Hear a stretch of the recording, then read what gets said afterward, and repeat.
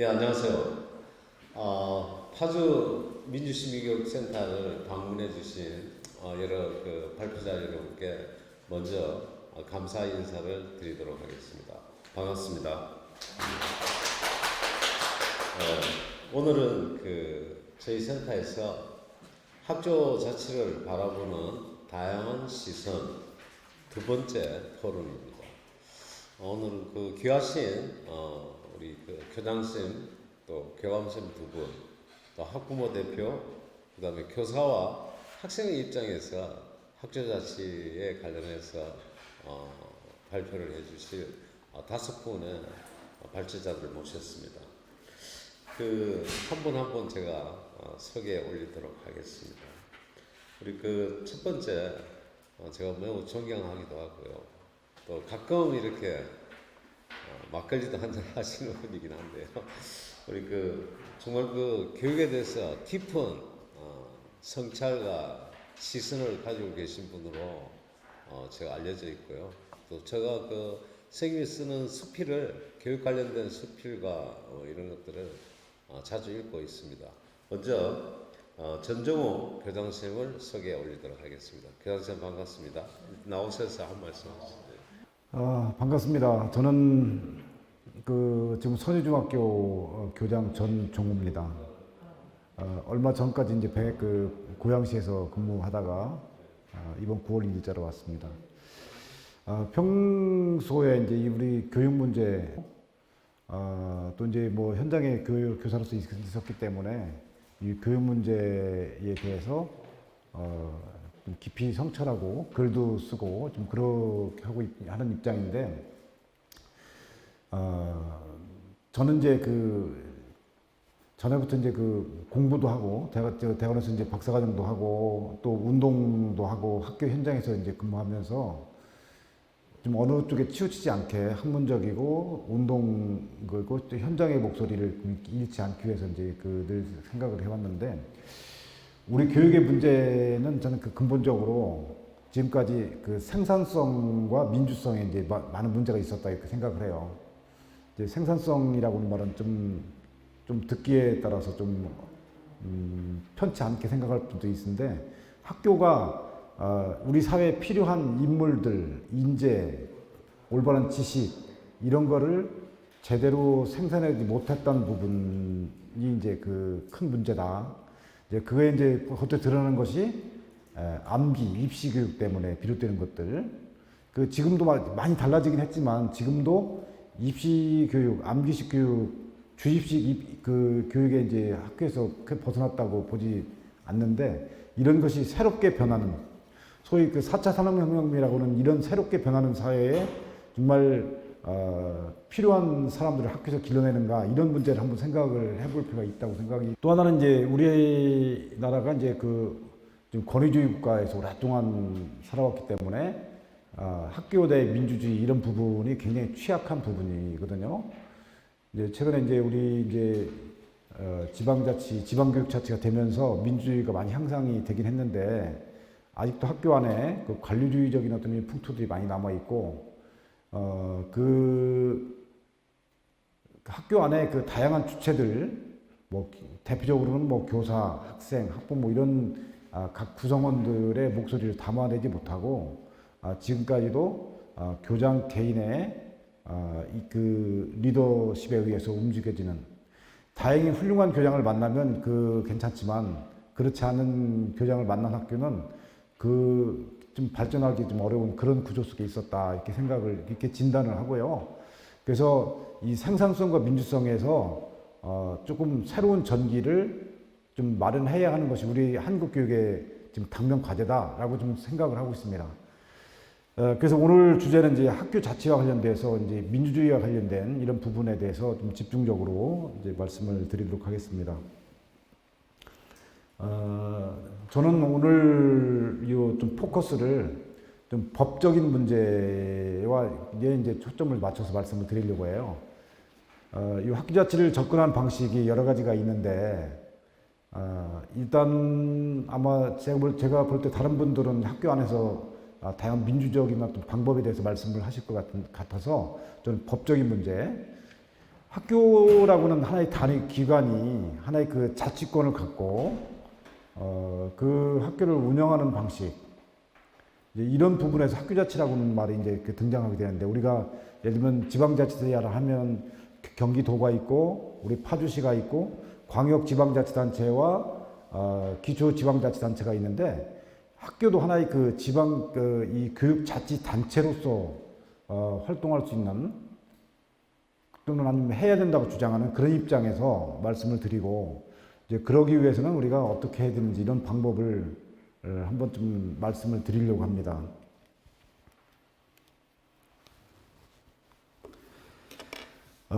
일단 우리는 학교는 이렇게 기대합니다. 학교는 삶의 지혜와 지식과 기능을 조화롭게 가르치는 전인적인 교육을 추구하면서 학생들에게 민주 시민으로서 올바른 의식과 태도를 길러주는 곳이어야 한다고 생각을 합니다. 학교가 그런 목표들을 제대로 달성할 수 있으려면 무엇보다도 구성원들 간의 관계가 인간적이고 민주적으로 이루어져야 됩니다. 그렇게 되기 위해서는 교장, 교사, 학생, 학부모들 사이가 상호 존중을 바탕으로 한 민주적 관계로 맺어지고 자율과 자치가 활성화되어야 합니다.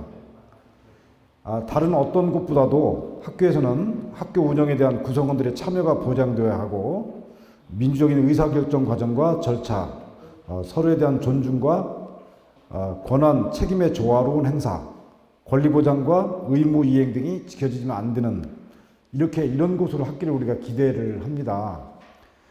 그리고 이 학교 자치가 가능한 법적인 근거도 크게 보면 헌법 31조 4항, 교육기본법 제5조, 6조, 13조, 교육의 자주성, 전문성, 정치적 중립성 보장에 찾을 수가 있고, 광범위한 차원에서 보면 교육기본법 제5조 2항의 학교 운영의 자율성 존중과 교직원, 학부모의 학교 운영의 참정권이 명시되어 있어서 법적인 근거는 그것이 가능하다고 생각이 듭니다. 그런데 지금까지 학교 자치를 바라보는 관점은 크게 두 가지였던 것 같습니다. 이제 하나는 그 법적 정치적 입장이고요. 또 하나는 법적 정치적 입장을 떠나서 경영을 어떻게 하면 그 학교 단위의 책임 경영을 할 수 있는가. 소위 이제 그 스쿨 베이스드 매니지먼트라고 했고 SBM이라고 줄여서 얘기하는데, 그 교육행정학에서는 주로 SBM 입장에서 학교 민주주의를 지금 그 학교의 책임 경영을 이렇게 설명했는데, 두 가지 입장을 잠깐 살펴보도록 하겠습니다. 이 법적으로 보면 지방교육자치의 최하위 자치단위를 학교로 보고 학교 운영의 법적 권리와 기능을 밝히려고 하는 입장입니다.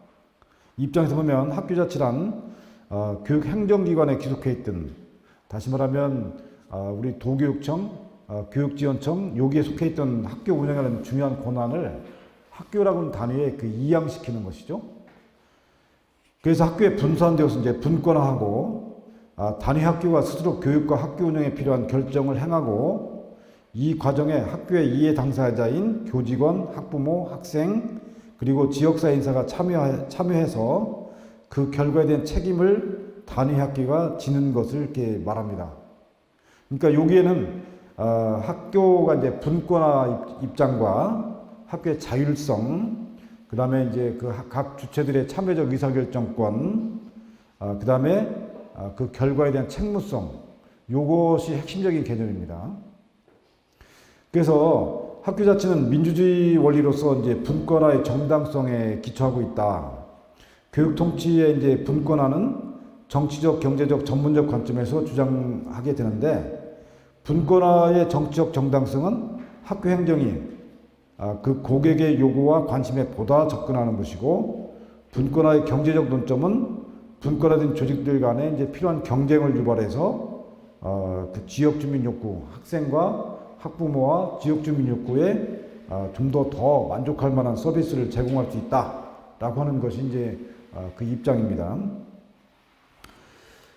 두 번째, 학교 자치를 법적인 이렇게 보기보다는 현재의 구조 안에서 어떻게 하면 자율적인 경영을 통해서 학교의 교육 목표를 달성할 수 있는 방법을 찾을 수 있을까 이렇게 좀 학교 경영의 입장에서 보는 관점인데 이제 그게 이제 스쿨 베이스 매니지먼트라고 이렇게 얘기를 합니다. 그래서 이제 분권화의 추세에 따라서 학교 단위 책임 경영을 하나의 체제 혹은 중앙집권화된 수준에서 단위 학교로 물리적 인적 자원의 경영권을 맡기는 겁니다. 따라서 학교의 정책 결정 및 의사 결정에 그 직원과 부모들의 폭넓은 참여가 이제 요구되죠. 그래서 이제 기관 단위 책임 경영제를 이제 그렇게 이제 번역을 하고요. 단위 학교가 확고한 교육 철학을 정립해서 인적, 교육적, 재정적, 물적 운영상의 자율권을 가지고 학교를 경영하고 그 결과에 대한 책임도 단위 학교가 지는 걸 말하는데 이 법적인 접근과 경영적 접근이 명확하게 구분되는 건 아닙니다. 어쨌든 그 학교를 자치권의 주체로 보는 거 아닌가 부분에서 좀 차이가 있는데 실제 운영되는 부분은 그렇게 큰 차이가 있지는 않습니다.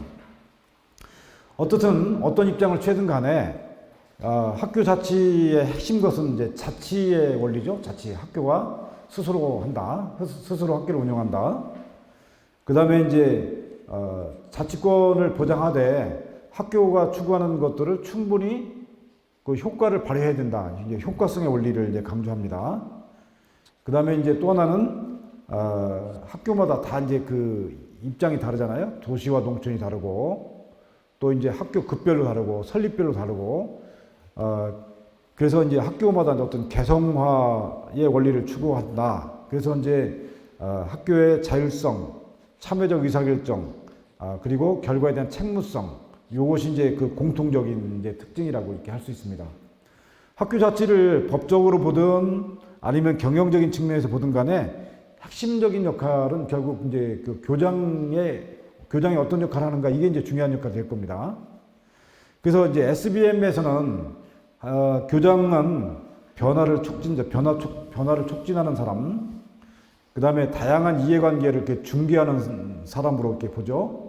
또 이제 기관을 전체적으로 이제 통할하고 통치하는 입장으로 이렇게 봅니다. 그 진동석 교수 같은 경우는 이제 그렇게 얘기했고, 이제 주서만 교수 같은 사람은 교장의 이제 그 리더십을 학교의 가장 핵심적인 것이 수업이니까 이런 게 수업 지도력, 문화 지도력, 도덕적 지도력, 참여 지도력을 통해서 학교 제고자를 수행하는 변화 촉진자 역할을 해야 된다라고 이렇게 얘기를 하고요.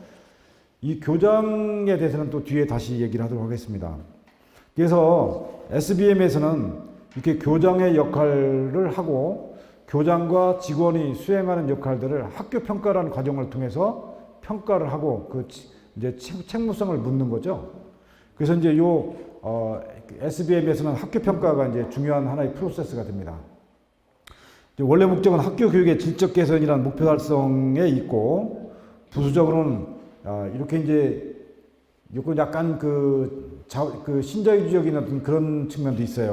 수행해야 되는 역할을 조금 더 능률적으로 해야 된다고 주장하는 것이 이 경영학적인 입장이라고 이렇게 생각을 하시면 될 것 같습니다. 그러면 학교가 어떤 학교 자체의 주체가 된다고 했을 때, 학교 자체의 영역이 뭐냐, 영역. 어떤 행정상의 자주성이 이제 확보된다는 것이 핵심적인 거고요. 그 다음에 이제 교육과정의 자주성인데, 사실 우리가 학교 자치를 하면서 교육과정은 전국적으로 통일된 교육과정을 한다고 그러면 좀 난센스죠. 그런데 실제로 우리는 그 대한민국 교육은 모든 걸 수능이 지배하기 때문에 이 수능이 존재하는 한 교육과정을 다양화하는 게 굉장히 어렵습니다. 그 전국적으로 일괄적으로 시험을 보고 평가하고 하기 때문에 그래서 저는 개인적으로 이 수능이 빨리 폐지돼야 한다고 생각을 하고 수능이 폐지되면서 물론 수능이 폐지되면 뭐 혼란도 있겠지만 수능이 폐지되면서 학교 교육과정이 다양화되고 특성화되는 그런 계기를 마련해야 된다고 생각을 하고요. 그 다음에 이제 학교 기관이라는 학교에서 쓰는 그 재정이라는 게 이제 그 상급기관에서 주는 돈으로 이제 이렇게 운영을 하게 되는데, 뭐 세금이 이제 그렇게 배분되는 방식은 우리가 인정하지만 학교별로 이 재정상의 자주성, 이게 조금 오해가 될 수도 있어요. 이제 이게 학교마다 또 이렇게 학교가 소재한 지역에 따라서 재정을 많이 끌어모을 수 있는 데가 있는가 하면 또 그렇지 못한 데가 있어서 형평성 문제가 있긴 하겠지만 어떻든 이 재정에 대한 그 자주성 뭐 이런 부분도 생각을 해야 된다고 생각하고 이 재정의 독립 없이 우리가 학교 자체를 말하는 게 좀 어렵습니다. 그래서 학교 재정에 대한 문제도 우리가 살펴봐야 되고요. 또 하나가 이제 그 인사상의 자주성인데 지금 우리는 이제 도교육청에서 발령 받아서 학교 근무지가 정해지는 이런 시스템이잖아요. 우리 전체 공무원이고 이제 그런데 학교 자체를 한다고 할 때 교장은 어떻게 채용돼야 되고 교사들은 어떻게 채용되고 또 어떻게 해고해야 되고 이런 부분들도 사실 고민해야 될 문제인 거예요. 사실 우리가 이제 국가공무원, 교사들이 국가공무원이고 신분상의 보장이 있고 이제 그 순환 근무제에서 학교 옮겨 다니고 이제 사립은 안 그렇지만 이제 공립은 이제 그렇게 되는데 학교 자치 문제가 되면 이제 그런 문제도 우리가 좀 생각을 해 볼 문제들이에요. 그래서 이제 요건 이제 외국 같은 경우는 이렇게 이제 그 학교에서 교장도 채용하고 교사도 채용하고 또 이제 그 기간이라면 뭐 임명하거나 아니면 해고하거나 이런 것이 이제 학교 단위에서 이루어지는데 우리는 그런 게 안 돼 있기 때문에 학교 자치를 한다고 할 때 이제 그런 부분들은 생각을 해봐야 된다고 하는 것이고요. 그 다음에 이제 핵심적인 또 이제 중요한 게 이제 그럼 학교 자치를 한다고 할 때 법적으로 한다고 할 때 어떤 유형의 학교 자치를 해야 되는가라고 하는 거예요. 누가 단위 학교가 자치권을 갖는다고 할 때 실제 단위 학교라는 게 결국은 어떤 사람이죠. 사람들이 운영해야 되는데 어떤 사람이 학교를 운영하는 게 진짜 자치냐라고 하는 거죠. 우리가 파주시라고는 지방자치단체를 운영하는 데는 시장이 있고 의회가 있는데 시장과 의회는 다 이제 그 주민들이 직접 선출하는 거잖아요. 그런데 이제 이 학교를 자치기관을 한다고 할 때 교장의 선출과 또 교장을 통제할 수 있는 기관을 어떻게 둬야 되는가 이런 부분들 학교 자치를 한다고 할 때 그 학교 자치의 주체를 교장으로 볼 것인가 아니면 학교 그 구성원 요즘에는 학교를 대표하는 심의기관이 이제 그 학교 운영위원회인데 학교 운영위원회에 둘 것인가 또 그러면 학교 운영위원회는 또 어떻게 구성할 것인가 지금 현재의 학교 운영위원회 체제를 가지고 교장이나 교사를 선발하는 이런 것이 가능한가 뭐 이런 부분들도 한 번쯤은 생각을 해봐야 되는데 이제 법적인 학교 자치를 얘기하면 이런 문제들이 대두가 될 거고요. 그냥 경영상 그 학교 자치를 얘기하면 이런 것은 그대로 두고 현 구조 안에서 학교를 좀 더 자율적으로 어떻게 운영하는가 이렇게 이제 접근이 이제 가능할 것 같습니다. 그래서 제가 이제 앞에 부분 이제 뒤에 부분에는 그래서 학교 이사회의 그 형태를 어떻게 두는가, 학교 이사의 기능을 어떻게 할 건가 이런 부분들을 쭉 봤는데 학교 운영회가 이제 권한을 독점하는가 공유하는가에 따라서 그 다음에 학교의 교사라는 전문가가 학교를 통제하는 게 맞는가 아니면 학부모라고는 아니면 또 지역사회는 그 일반인이 참여하는가에 따라서 학교 운영의 형태도 상당히 달라질 거라고 학자들이 얘기하는 거예요. 그래서 권한을 독점하는가 권한을 공유하는가 전문가가 통제할 것인가 일반인이 통제할 것인가 이런 부분에서 학교 운영위원회의 모형들이 여러 가지 형태가 될 것이고 그 다음에 이제 자율성과 책무성이라는 측면에서 볼 때 책무성을 낮게 보는가 높게 보는가 실제 책무성을 낮게 행사하는가 높게 행사하는가 자율성을 높게 행사하는가 아닌가에 따라서 네 가지 모형으로 이제 그 학교 운영위원도 이제 구분할 수가 있을 것 같습니다. 실제 이것들이 이제 외국에 있는 학교 운영위원들을 중심으로 일원화했기 때문에 우리나라의 학교 운영에 바로 적용하는 건 좀 무리가 있을 거지만 우리나라에서도 제가 볼 때는 학교마다 운영위원회의 역할과 형태가 실제 행사되는 방식이 학교마다 다 다릅니다.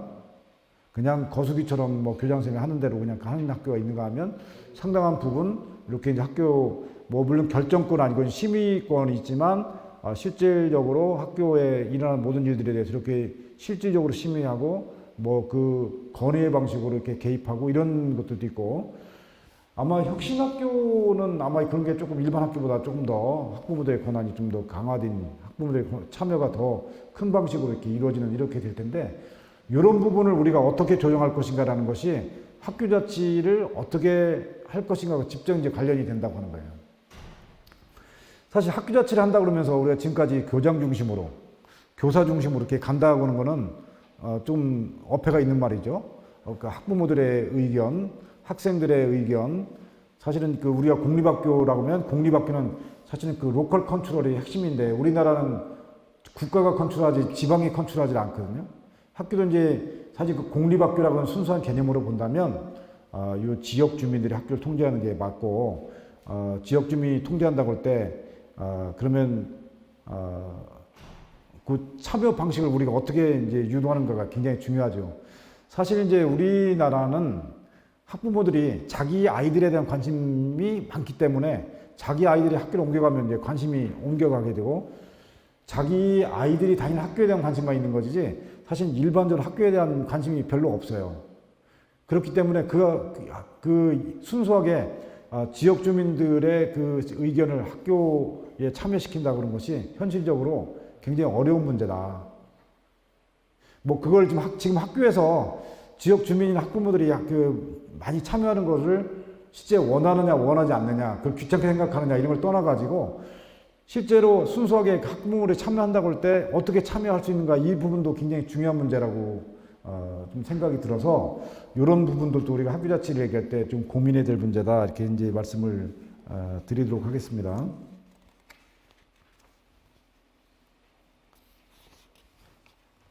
그래서 이제 제가 쓴 글에 이제 그것이 이제 자세한 것들이 있는데 그 그림에 대한 설명이니까 그걸 한번 보시면 될 것 같고요.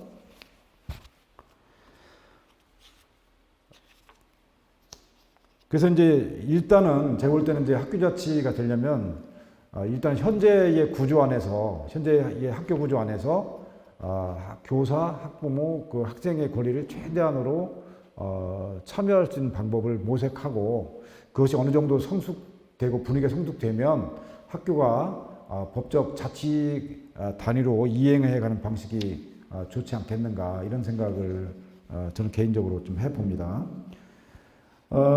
그리고 이제 이게 이제 2010년 이후로 각 교육청마다 학교 자치에 대한 조례들이 지금 만들어지기 시작하면서 사실 상당히 조금 이렇게 진전된 것 같은 느낌을 받습니다. 근데 실제로 이렇게 보면은 요거는 이제 우리 경기도 교육연구원에 나온 그게 각 교육청별로 조례에 나와 있는 학교 자치 개념을 이렇게 좀 이렇게 모아봤는데 사실 교육청마다 학교 자치를 보는 관점이 다 다릅니다.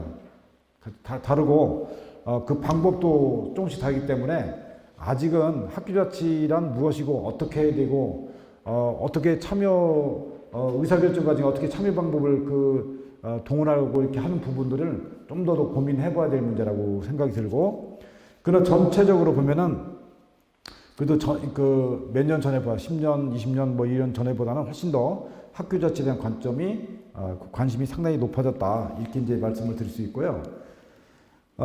그럼에도 불구하고 현재 남아 있는 문제가 있습니다. 이제 그 걸림돌이 있어요. 이제 아까 말씀드린 것처럼 법률적으로 학교 자치에 대한 명확한 규정 근거를 못 하고 있다는 것이 이제 첫 번째 문제고, 그 다음에 이제 두 번째가 사실 그 지방자치에 대해서 우리 국민들이 사실 굉장히 호감을 갖고 그런 건 아닌 것 같습니다.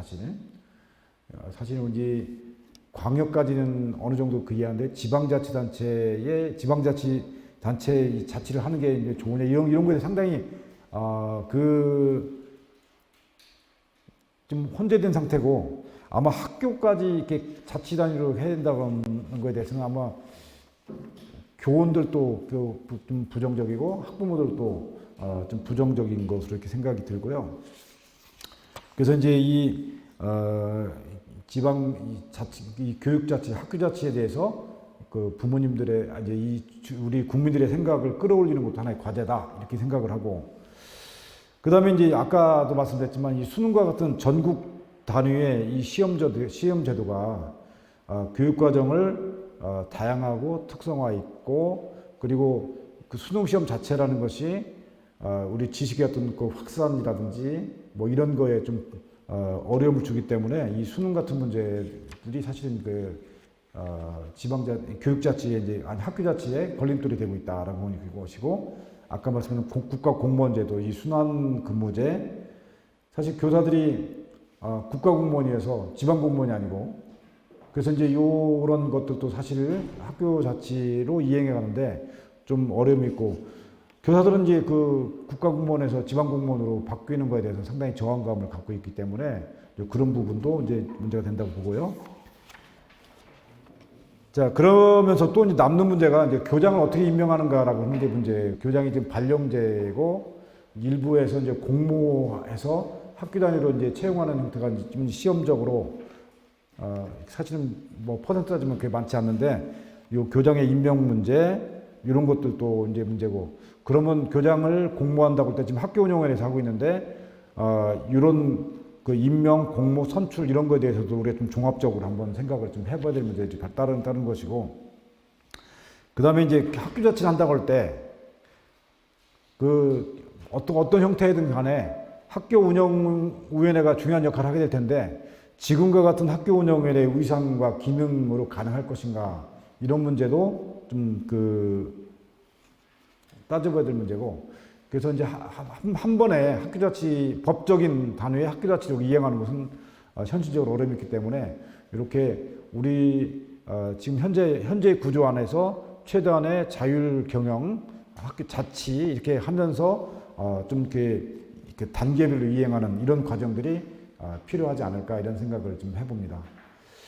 그래서 지금 우리 경기도교육청에서 이제 접근하는 방식은 그 학교를 하나의 자치 단위로 보는 게 아니라 그냥 현 상태에서 어떻게 하면 학생들과 학부모들과 교사들의 그 참여를 보장할 수 있는가, 그 최대한의 방법을 지금 해주는 것이라고 저는 생각을 하고 있고요. 그래서 지금 학부모회는 지금 조례로 지금 법제화되어 있고, 이제 우리 지금 작년부터 교사회, 교직원회도 지금 이제 조례로 해서 이제 진행되고 있는데, 이런 부분, 근데 실제로 그렇게 됐지만 그 교사회, 교직원회가 막 활발하게 지금 운영되고 있는 것 같지는 않아요, 학교별로. 그래서 그런 부분들도 그 인식이 부족한 건지, 아직 그 방법이 없는 건지, 그 여지가 없는 건지, 이런 부분도 좀 해서 현 상태에서 학교가 자율적 경영, 이제 자치라고 하면 좀 법적 개념 같고, 이제 학교의 자율적 경영, 자율적인 운영, 이런 것이 그 범위가 조금씩 확대돼 가면 좋겠다, 이런 생각을 좀 해봅니다. 자, 이상으로 마치겠습니다. 전종호 교수님의 학교 자치에 관련된 배경이나 현재의 현주소에 대해서 자세히 이렇게 말씀하신 것 같고요. 저희 그 센터에서 이 학교 자치 프로그램을 준비하면서 어떤 측면하고 비교를 했냐면요. 두 번째로는 그 체험적 교감생을 보시게 되고요. 교감생께서 아마 그 학교 자치에 대해서 나름 가지고 있는 다양한 얘기들을 오늘 들려주실 거로 믿고 있습니다. 박수로. 예, 안녕하세요. 저는 파주의 산들초등학교에서 교감으로 근무하고 있는 최종철입니다. 이렇게 우리 파주 시민들 또 학부모님들을 대상으로 해서 이런 학교 자치에 대해서 얘기할 수 있는 기회가 있어서 제 개인적으로 큰 영광으로 생각하고 있습니다. 저는 오늘 그 학교 자치에 여러분 많은 패널들이 오셔가지고 말씀들을 해주시고 계시는데요. 좀 교감의 입장에서 바라본 학교의 자치에 대해서 함께 나누고 싶습니다. 학교에서 교감이라는 위치가 보면 이제 좀 이렇게 실제적인 업무의 실무적인 부분들을 다 이렇게 해야 되는, 같이 우리 선생님들과 함께 학부모님과 함께 아이들과 함께 해야 되는 위치에 있다 보니까 많이 관여하게 되는데, 제 개인적으로 또 학교 자치에 관심이 많다 보니까 학생 자치라든지 학부모 자치라든지 교직원 자치에 대해서 같이 이렇게 많이 고민하고 활동하고 있습니다. 그러한 가운데서 제가 바라본 학교 자치의 어떤 그런 뭐랄까 가지고 있는 장애물, 뭐 장애라든지 아니면 그 학교 자치가 왜 학교 현장에서 안착되기가 어려운가, 네, 그런 관점에서 한번 바라보고 이야기를 좀 준비해 봤습니다. 네. 학교 자치라는 것들을, 이제 학교 자치라는 것을 아주 뭐 우리가 쉽게 설명을 드리면 다 아시겠지만, 자치라는 것이 스스로 다스림이잖아요. 보시면 이제 학교에는 3주체, 여기는 이제 우리 마을은 좀 빠져 있는데요. 3주체, 학생과 교직원과 학부모가 우리가 상명해 있는 문제, 학부모의 문제, 또 학생의 문제, 교직원의 문제를 스스로 그 문제를 찾고 또 해결해 나가는 과정, 실천하면서 그 책임지고 하는 그런 학교의 구조를 만들어가는 것이고요. 각각의 기구가 독립성을 유지한 상태에서 이렇게 자기들의 현안 문제를 스스로 이렇게 해결해 나가는 과정인데, 뭐 때에 따라서는 이제 이렇게 학교라는 것이 각각의 주체별로 문제가 아니라 그것이 학생의 문제가 학부모의 문제이고 또 교직원의 문제가 학생과 학부모 전체의 문제가 될 수가 있습니다. 그랬을 때는 우리가 때에 따라서는 협치가 필요한, 그래서 학교 자치를 이런 그림으로 우리가 좀 표현을 해 본 것은 뭐냐면, 제가 이런 구조를 만들어 가는 것이 이제 학교의 자치이다라고 이렇게 쉽게 이렇게 단순하게 좀 설명을 드렸습니다. 학교가 이런 학생 자치와 교직원 자치와 학부모 자치를 어떻게 구성하고 어떻게 운영해 갈 것인가에 대한 구조적인 문제, 제도적인 문제가 경기도 학교 자치 조례로 올해 규정이 되어서 이제 시행이 되고 있는데요. 사실은 학교에서 학교 자치라고 하는 것은 이런 구조나 제도의 문제는 아닌 것 같아요. 아무리 잘 갖추어진 구조와 제도가 있다 하더라도 그 구조와 제도를 어떻게 사용할 것인가. 그러니까 다시 말하면은 제가 아주 이렇게 어떤 힘 있는 권력자가 그 구조를 비민주적으로 사용해 버린다. 그 절차상의 민주주의만 강조하고 어떤 이미 다 결론이 서 있는데 그것을 절차적으로만 이렇게 물어봤다. 이런 건 아니잖아요. 그렇죠? 그래서 뭐가 더 추가돼야 되냐 하면 학교 자치는 저는 개인적으로 생각하기에 주체성이나 학교의 그 주체의 주체성이 어떻게 살아있는지, 그리고 어떤 문제를 해결할 때 각 주체의 또는 개인의 그런 지나친 권리가 어떻게 제한되고 그것이 공공성으로 이렇게 초점화될 것인지에 대한 문제와 하다 보면 굉장히 많은 갈등 해결이 있어요. 저는 갈등 해결이 나쁜 게 아니라 저는 갈등은 민주주의 또는 학교 민주주의의 성장 엔진으로 보고 있어요.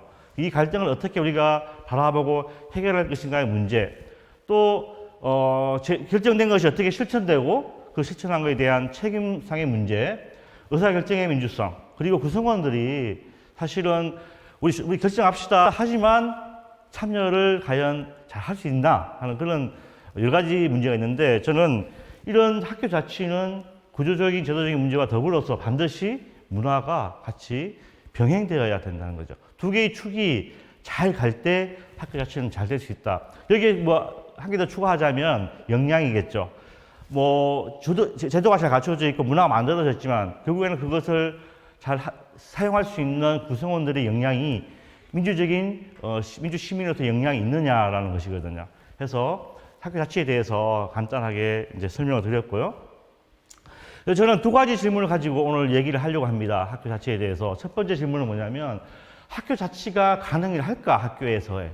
정말 자꾸 아니라 굉장히 강조를 많이 하죠. 정책적으로. 교육부에서 학교 자치 하면서 또 자치 조례가 많이 만들어졌어요. 광주시, 전라북도, 경기도 만들어졌는데 강조를 하고 있는데, 정말 학교는 자치를 할 준비가 되어 있고 가능한 건지에 대해서 학교를 한번 교감 입장에서 제가 지금까지 바라본 학교의 모습은 이런 거였어요. 뭐냐면 얼마 전에 그 교육청에서 교육과정 점검 체크리스트가 왔어요. 자, 교육과정의 자율성을 굉장히 많이 얘기하거든요. 학교가 자율성을 가지고 교육과정을 이렇게 운영했으면 좋겠다라고 굉장히 자율성을 얘기하지만, 사실은 교육청에서 왔던 교육과정 점검 체크리스트를 보고 그 체크리스트를 다 맞게 하려고 하면 학교가 자율적으로 운영할 수 있는 게 아무것도 없었다는 거죠.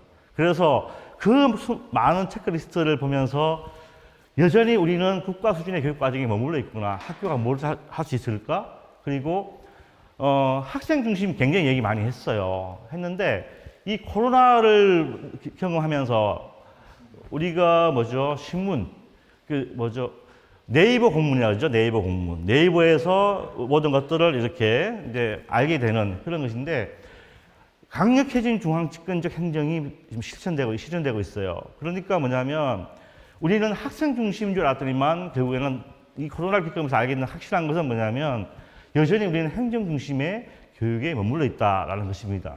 그리고 온갖 규정과 지침과 법률, 특히 코로나를 겪으면서 굉장히 학교가 힘든 게 뭐냐면 뭐 좀 결정을 하려고 하면 지침이 내려오고 하니까 그거 바꾸느라고 너무 힘들었거든요.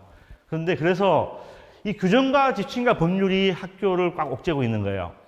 다시 말하면은 내가 뭘 하고 싶어도 이 규정과 지침과 법률과 매뉴얼을 안 지켰을 때 따라오는 것들이 뭐냐면 이거거든요. 감사, 학교 평가, 징계 이거니까 자 가장 좋은 게 뭐냐 하면 규정과 지침과 법률로 했을 때 우리는 내 책임에서 자유로울 수 있다는 거죠. 책임이라는 것이 뭐냐? 우리가 결정이 잘 됐냐의 책임이 아니라 이 책임을 묻기 때문에 우리는 학교가 정말 너무 뭘 할 수 있을까? 그래서 결국에는 학교가 알아서 결정할 수 있는 게 있긴 할까? 이런 이야기입니다. 네.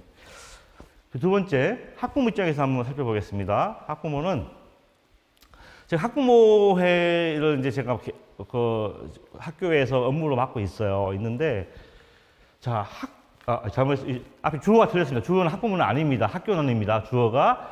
학교는 학부모의 여러 교육 활동에 대해 되게 고마운 존재. 와서 도와주니까요. 그렇죠. 도와주고, 노동력을 제공해줘요, 일단 우리한테. 그러니까 너무 고맙죠. 체험학습 갔을 때 와서 도우미로 따라와서 아이들 안전을 위해서 해주시고 하시는데, 동시에 상당한 부담감이 되고 있습니다. 학부모들이. 왜 그러냐면 와서 교육의 활동에 대해서 간섭하는 거죠. 학교 왜 이렇게 하느냐, 왜 하느냐 이렇게 하는 거죠. 그러면 우리는 그 학부모에 대한 그 간섭이라고 지금 받아들이고 있습니다. 요즘 학교는. 그래서 상당한 부담감이 동시에 있는 존재이다. 학부모라는 것이. 그리고 가장 업무 깊이 일이 제가 왜 학부모회를 담당하고 있냐면 아무도 하려고 하지 않습니다. 학부모회를. 왜 그러냐면 너무 힘들거든요. 학부모들 요구 받아들이고 조율하고 이런 것들이 힘들기 때문에 그러면 제가 한번 해보겠습니다 해서 하는 거고요. 교사와 학부모는 늘 우리가 불문율처럼 교사들 사이에서 해야 되는 말들이 이 말이에요. 가까워도 안 되고 멀어도 안 되고 너무 가까이 다가오면 안 돼. 자치라고 하는 것이 뭐냐, 함께하는 우리가 주체로서 뭔가를 함께 하려고 하면 늘 소통하고 가까이 해야 되는데 소통하고 싶지 않는 거죠, 학부모들하고. 그렇죠? 네, 이렇습니다. 그래서 경계의식과 그리고 늘 휘둘리면 안 된다는 인식. 네, 이런 것들 때문에 학교는 문을 꽁꽁 잠그고 있는 거죠, 학부모들에 대해서. 그러면 도움이 필요한 경우만 제한적으로 연결되는 겁니다. 대상화를 시키는 거죠. 수단화 시키고. 우리가 필요할 때 와서 도와주세요 라는 전제로 보는 겁니다. 그래서 학교의 의견 내기도 눈치 보기가 어려운 게 학부모의 입장. 네. 이래서 우리가 학부모가 와서 뭔가를 결정하고 자치를 하면서 교장선생님과 만나서 그 결정한 것에 대해서 같이 만나서 얘기하고 협의하는 과정들이 과연 이런 상황이라면 뭐 어떻게 가능할 수 있을까라는 것이거든요. 학생의 입장에 봤을 때는 학생은 가르쳐줘야 하는 수동적이고 통제의 대상으로 보는 거예요. 너희들은 아직 미숙한 학생이야.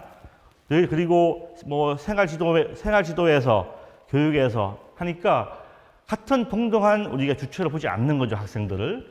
그래서 특히 입시 위주의 교육, 학생 자치할 시간이 어디 있어요? 공부해야 되죠, 이거잖아요. 그리고 이런 자치는 시험에 나오지도 않습니다. 네. 그래서 이런 시간의 문제, 입시 위주가 학생 자치를 상당히 하고, 그래서 학생이 학교에서 동등한 교육의 주체로 인정되고 있는가. 첫 번째 제가 화면에서 학생과 학부모가 교직원이 동등한 주체로서 각각의 자기 문제를 가지고 할 수 있는 그런 제도와 문화가 필요하다고 그랬잖아요, 자치가. 그런데 학생은 학부모는 성인이니까 그나마 좀 이렇게 얘기도 하고 하지만 많은 학교들이 아직도 동등한 주체로 인정되지 않는 게 현실입니다. 이러한 상황에서 우리가 어떻게 학교 자치를 할 수 있을까? 네, 하는 고민들이 좀 많이 있습니다. 그래도 해야 되잖아요, 그렇죠? 자, 그러면 이제 교장 선생님 아까 조금 전에 좋은 말씀 많이 해주셨는데 학교장 입장에 봤을 때 자치가 이런 거잖아요. 학교장이 때문에 자치가 안 된다. 교장 선생님이 절대적인 제왕적인 그런 권력 이런 것들이 얘기하는데 과연 그럴까? 학교장만의 문제일까 그게? 라는 것인데 자, 교장 선생님들은 어떤 선생님을 좋아하나 하면 이런 선생님 좋아하세요. 아이들 열심히 가르치고 알아서 자기를 척척하고 행정 사고 안 내고 동료들과 관계도 좋고 예의 바른 교사를 최고의 교사로 치고 있습니다. 왜 이럴까요? 왜 교장 선생님들은 좀 너희 알아서 해봐 괜찮아 내가 다 책임질게 이게 안 될까요? 그것은 뭐냐면 우리가 초중등 교육부 시행령 20조에 이제 20조만 보면은 우리가 학교장에게 요구했던 교육 행정에서 학교장에게 요구했던 하는 학교장의 책무가 있어요. 그것은 뭐냐면 학교를 통할하고 교직원을 지도 감독하며 학생을 교육한다. 이것이 학교장이에요. 학교장이 그걸 하지 않으면은 학교장은 책임을 지는 겁니다. 그렇기 때문에 학교장은 그 책임에서 자유롭다. 우리의 행정이 지금까지 계속해서 학교장에게 그 역할을 요구하는 거예요.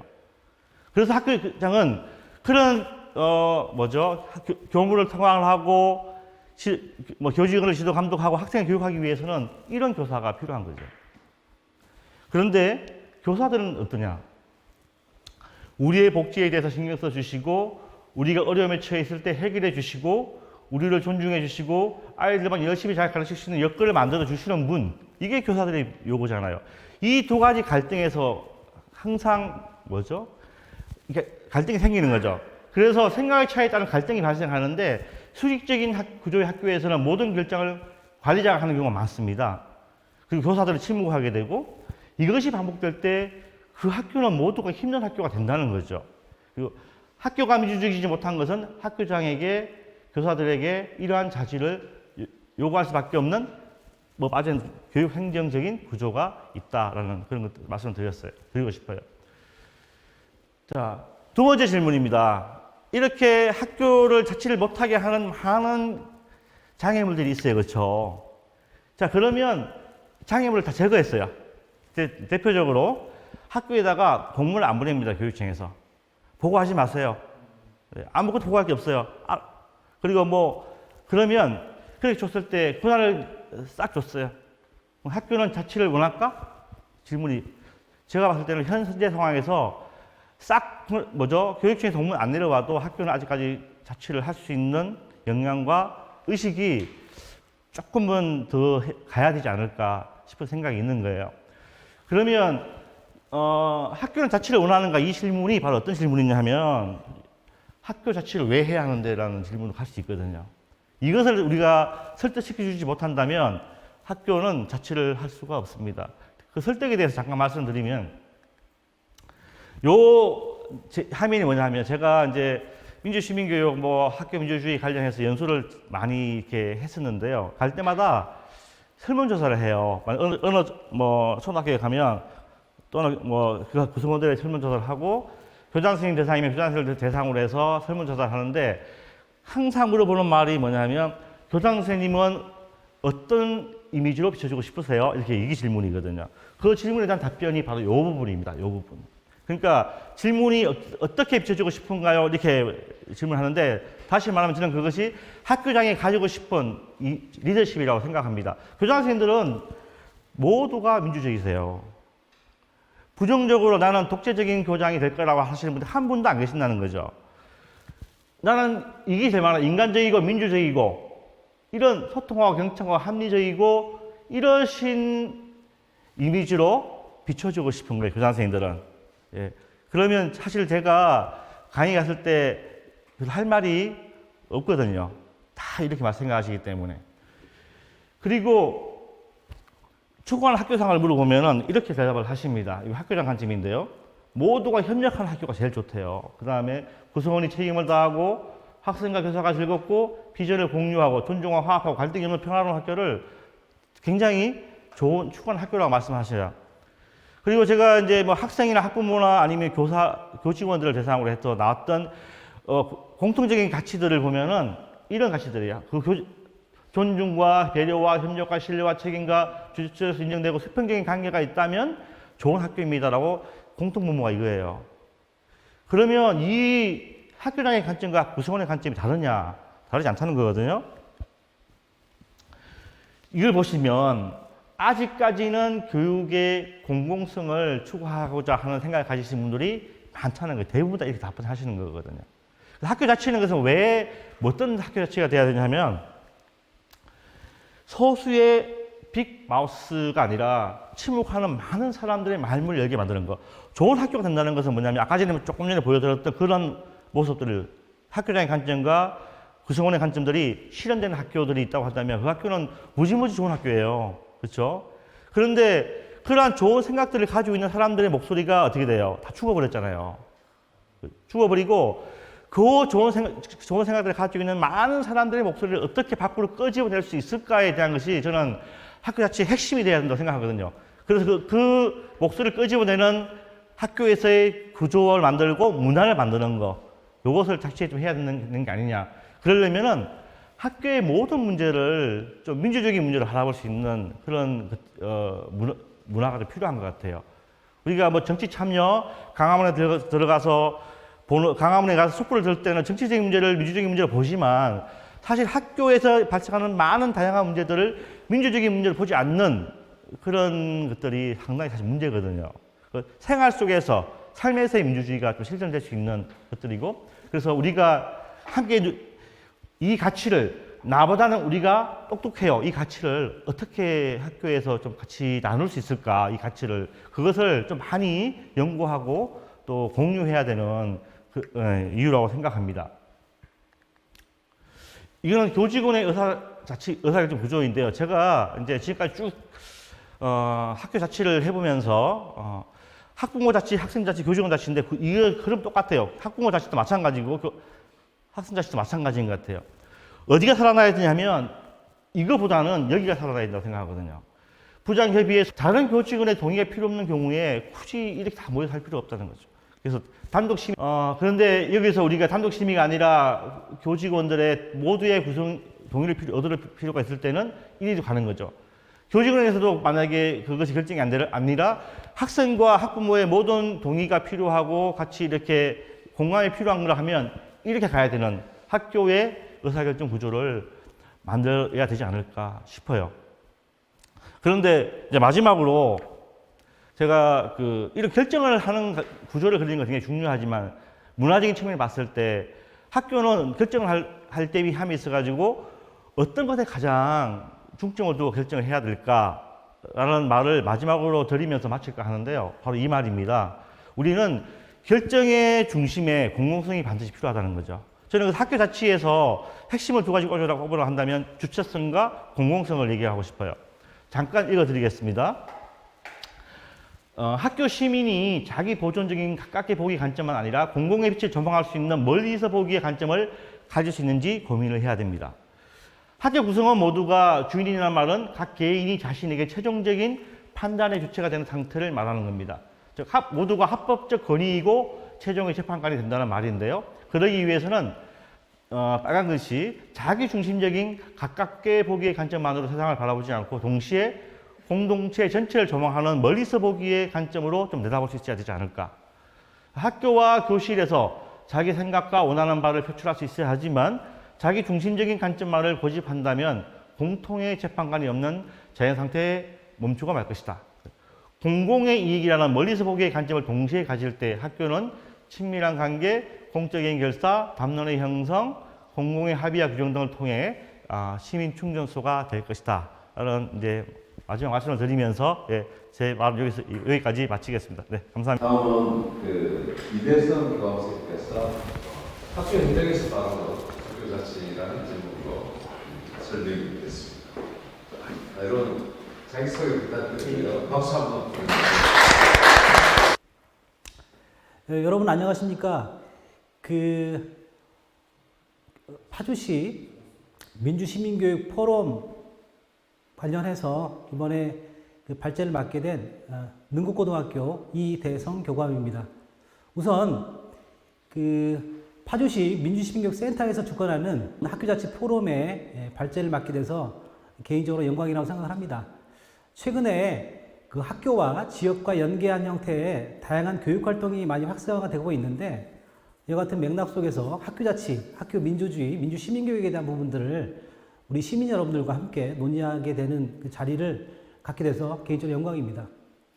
좀 전에 이 하기 전에 우리 센터장님께 여쭤보니까 31개 시군 중에서 이 5개가 민주시민교육센터가 있다고 합니다. 그 중에 하나가 파주시 민주시민교육센터가 있다는 부분들 듣고 자부심을 가졌고요. 참고적으로 17개 시도교육청 중에서 2013년에 경기도교육청이 전국 최초로 민주시민교육과를 만들었습니다. 그 이후에 2018년에 이제 교육부에서 민주시민교육을 만들고, 아마 올해까지 17개 시도 중에서 한 12개, 13개 정도가 아마 민주시민교육과 만들어진 상황인 것 같아요. 그래서 그만큼 경기도 또 파주 이 전반적인 어떤 것들이 선도가 돼서 전국의 민주시민교육 학교자치의 부분들을 이끌어 나가지 않느냐라는 생각이 듭니다. 오늘 이제 학교자치에 대한 부분들을 여러 가지 시각에서 말씀을 드리려고 하는데요. 제가 공교롭게 작년까지 이제 경기도교육청에서 학교자치와 학교 민주주의 업무를 좀 맡았습니다. 그래서 제가 오늘 드릴 말씀은 중복되는 부분도 있긴 하겠지만, 이 경기도교육청에서 정책적인 측면에서 학교자치나 학교 민주주의를 어떻게 바라보고 있고 어떻게 추진하고 있으면서 또 현장의 어떤 부분들은 어떻게 바라봐야 될 건가에 대한 것들을 함께 고민할 수 있는 시간을 가졌으면 좋겠습니다. 우선 민주주의에 대한 부분들의 가치를 함께 좀 논의 출발점을 가졌으면 좋겠습니다. 민주주의 하게 되면 우리가 다 아는 보편적인 가치인데 이제 너무 추상적이고 너무 넓은 개념이다 보니까 바라보는 관점에 따라 다양하게 해석이 되는 것 같아요.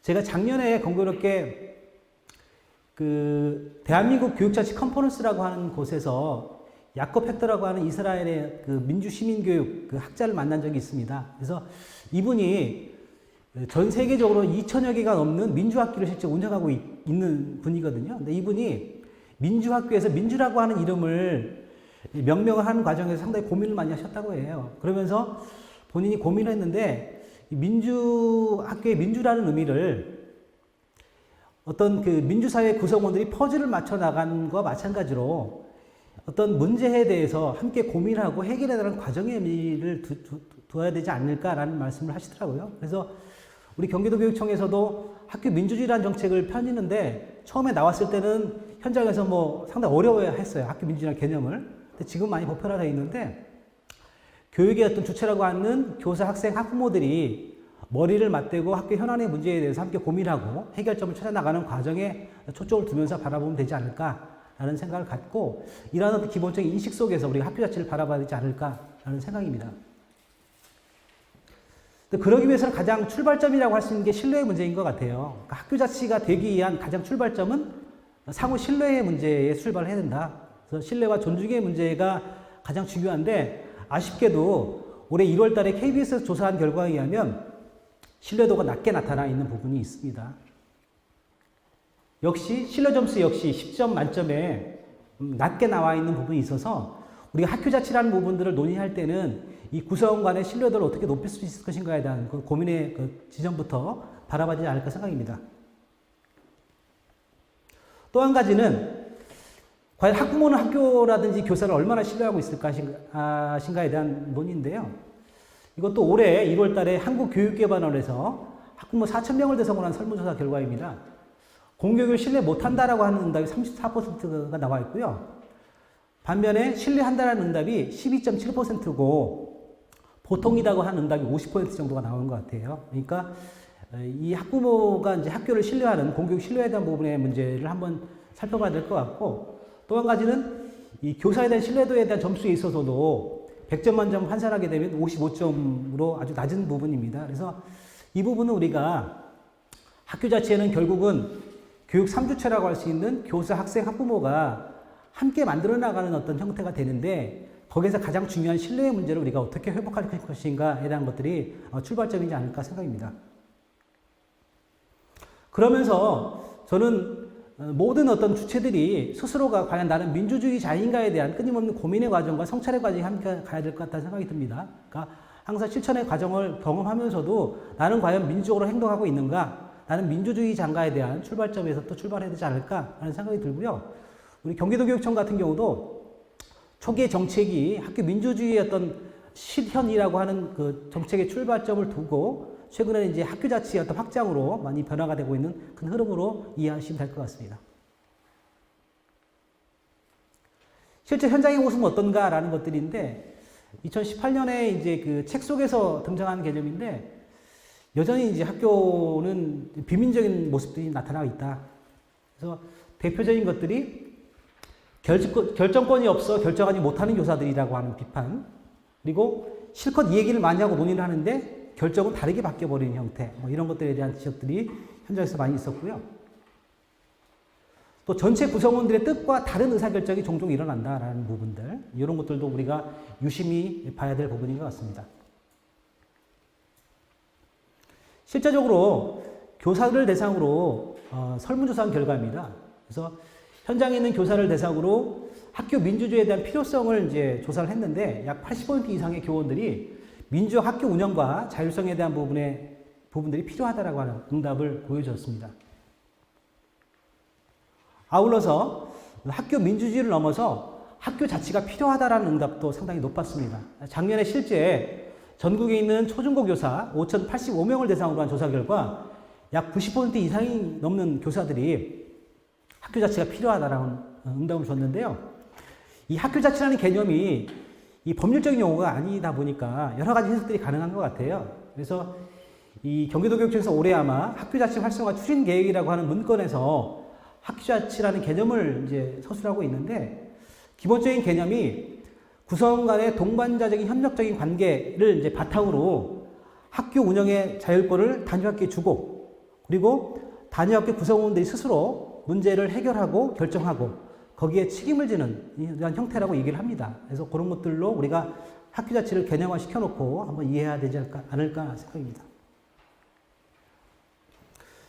실제적으로 이와 같은 학교 자치를 하고자 함에도 불구하고 이제 어렵게 하는 요인들이 있는 것 같다는 생각입니다. 이제 가장 많은 응답을 줬던 게 뭐냐면 교사들이 학교 자치나 학교 민주주의를 하고 싶어도 과도한 행정 업무라는 부분들 때문에 좀 어렵다. 그리고 반대로 무관심한 교사들이 많이 있어서 실제적으로 이 학교 자치, 학교 민주주의가 쉽지 않다라는 응답이 가장 높게 나왔고요. 관리자 중심의 의사결정, 그리고 교육청의 지나친 간섭과 규제라는 부분들의 수요가 나타났습니다. 그렇다면 이 학교 자치를 좀 활성화하기 위해서는 어떤 과제가 필요할까라는 건데 가장 높은 응답은 구성 간의 신뢰의 바탕을 둔 민주 학교 문화를 만들어나가는 것이 가장 중요한 급선무다라는 응답을 줬습니다. 그래서 저도 이제 현장에 있으면 느끼는 부분인데 가장 출발점은 구성 간의 신뢰와 존중을 바탕으로 민주 학교를 만들어 나가는 상태에서 그 다음에 이제 학교 자치라든지 다양한 교육 활동으로 좀 이어지는 과정으로 가면 좋겠다는 생각입니다.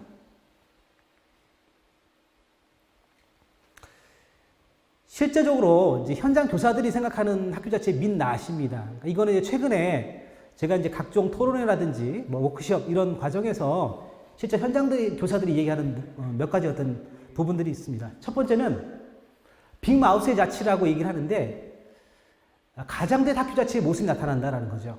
그러니까 학교에서 몇몇 소수의 빅마우스들에 의해서 중요한 의사결정이 이루어지다 보니까 많은 사람들의 의견이 반영되지 않는다라는 어떤 지적들이 있는 것 같습니다.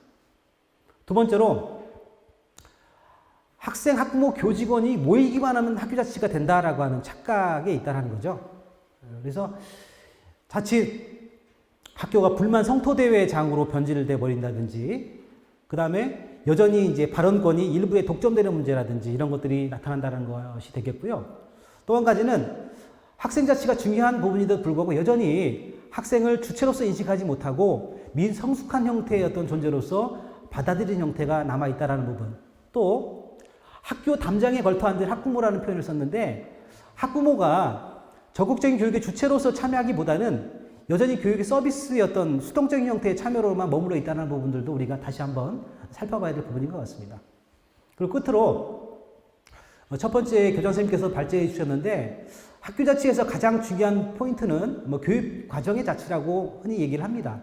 왜 그러냐면 학교의 모든 활동이 교육 과정과 연결되어 있는 부분이거든요. 그래서 그렇게 봤을 때 여전히 국가 수준의 교육 과정 또는 시도교육청의 지침들이 너무 촘촘하게 있다 보니까 단위 학교에서 교사들이 또 학교에서 할 수 있는 영역들이 많지 않다는 겁니다. 그래서 이런 것들을 좀 단위 학교의 자율성을 좀 부여해 주는 형태로 좀 변화가 될 필요성이 있다라는 것들이 지적이 있었습니다. 실제적으로 경기도 교육청에서도 2019년 작년을 학교자치, 학교 민주주의 원전의 해로 삼고 다양한 형태의 학교자치 정책을 꾸준히 추진해 오고 있습니다.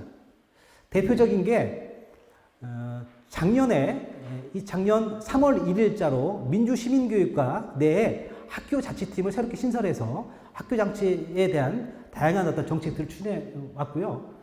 그 다음에 학교자치 활성화 추진계획을 수립을 했고 이와 관련된 10여 개의 부서의 어떤 부서들이 서로 협업을 하고 함께 TF팀을 구성해서 다양한 어떤 형태의 어떤 정책을 발굴하려는 노력을 했습니다. 그리고 아무래도 학교자치라는 부분들이 현장에서 힘들어하기 때문에 학교자치 홍보 리플렛을 작년에 제작을 해서 모든 학교에 배포해서 학교자치에 대한 홍보라든지 인식을 좀 강화하는 데 활용했습니다. 특히 이제 학교자치 영역을 교육과정의 자치, 인사의 자치, 예산의 자치라는 큰 세 가지 축 속에서 추진해 왔다는 부분을 말씀드리고요. 또 이제 인사자치에서는 학교장의 어떤 공모제에 대한 부분도 중요한 판단 근거가 되는데 여기서 이제 학생이나 학부모들의 어떤 참여의 권한을 좀 확대시켜가지고 학교 구성원이 원하는 형태의 어떤 학교장을 선출할 수 있는 부분으로까지 이제 확대되는 부분으로 변화가 되고 있습니다. 또 대표적인 게 작년 11월 11일자에 경기도 학교자치조례가 만들어졌습니다. 그래서 전북, 광주에 이어서 세 번째로 만들어진 상황인데요. 학교자치를 만들어서, 조례를 만들어서 이제 조례의 근거에서 다양한 형태의 학교자치를 활성화시키는 노력을 지금 연계시키고 있습니다. 그 밖에, 뒤에도 말씀드리긴 하겠지만, 학교자치에서 중요한 포인트는 뭐냐면 학교 구성원의 어떤 자율성에 따른 책임의 강화라는 부분이 중요합니다. 그래서 그걸 좀 강화시키기 위해서 학교 주도형 종합감사제도라는 것들을 이제 경기도교육청에서는 개발을 해서 많은 학교에서 스스로 어떤 그 활동에 대한 부분들을 성찰을 하고 어떤 반성할 수 있는 어떤 기회를 만들어서 책임에 대한 부분들을 함께 좀 강화시킬 수 있는 부분으로 노력을 했고요. 2015년에 학교 민주주의 지수를 개발을 해서 작년까지 5년째 매년마다 학교 구성원이 참여를 해서 단위 학교의 어떤 민주주의 정도를 측정을 하고 성찰을 하고 대안을 함께 만들어나가는 과정으로 진행하고 있다는 말씀입니다. 대표적인 형태가 이제 학교 자치조례입니다. 그래서 광주, 전북에 이어서 이제 경기도가 2019년 11월 10일자로 만들어졌는데요. 대표적인 내용은 이제 세 가지입니다. 단위 학교의 민주적인 어떤 운영의 원칙을 좀 제시했다는 부분이죠. 그래서 교육감 또는 학교장이 할 수 있는 원칙에 대한 부분들을 제시했다는 부분이 있고, 두 번째로는 학교 자치기구를 좀 더 구성을 해서 활성화할 수 있는 어떤 기반을 구축했다는 부분이 있습니다. 그래서 단위 학교에 학생회, 학부모회 뿐만 아니라 교사회, 직원회, 교직원회를 둘 수 있도록 해서 각 자치기구가 충분한 논의 과정을 통해서 서로 간의 어떤 결정 과정에 참여할 수 있는 어떤 것들을 만들었다는 부분이 있고요. 또 한 가지는 교직원 회의를 통해서 민주적으로 어떤 의사결정을 할 수 있는 시스템을 주겠다는 것들이 중요한 어떤 부분이라고 볼 수 있겠습니다. 이와 같은 형태의 구조인데요. 학생회, 학부모회, 교사회, 직원회라고 하는 각 자치기구가 논의 과정을 통해서 교직원회 또는 현재 초중교육법에 나와 있는 학교 운영위원회에 좀 더 다양한 형태의 어떤 의견을 제안을 하고 함께 논의할 수 있는 어떤 구조를 만들어 나갔다는 게 가장 큰 핵심적인 포인트입니다.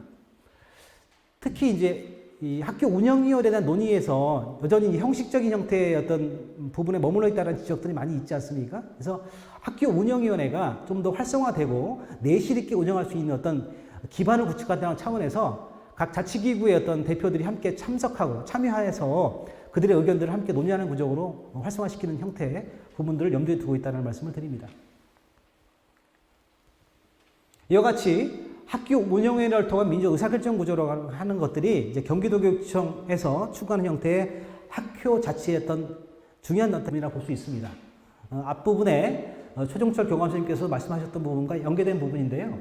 특히 이제 각 자치기구에서 다양한 논의를 통해서 정책을 제안하고 그러한 제안을 하게 되면 경우에 따라서는 심도 있는 논의가 필요한 경우는 교육공동체 토론의 과정을 통해 가지고 충분한 의사결정 과정을 거치고 그런 것들을 통해서 학교 운영위원회에서 좀 더 합리적인 형태의 판단을 할 수 있도록 그렇게 만들어 나가는 구조가 경기도교육청 학교자치조례가 추구하는 형태의 큰 흐름이라고 볼 수 있겠습니다.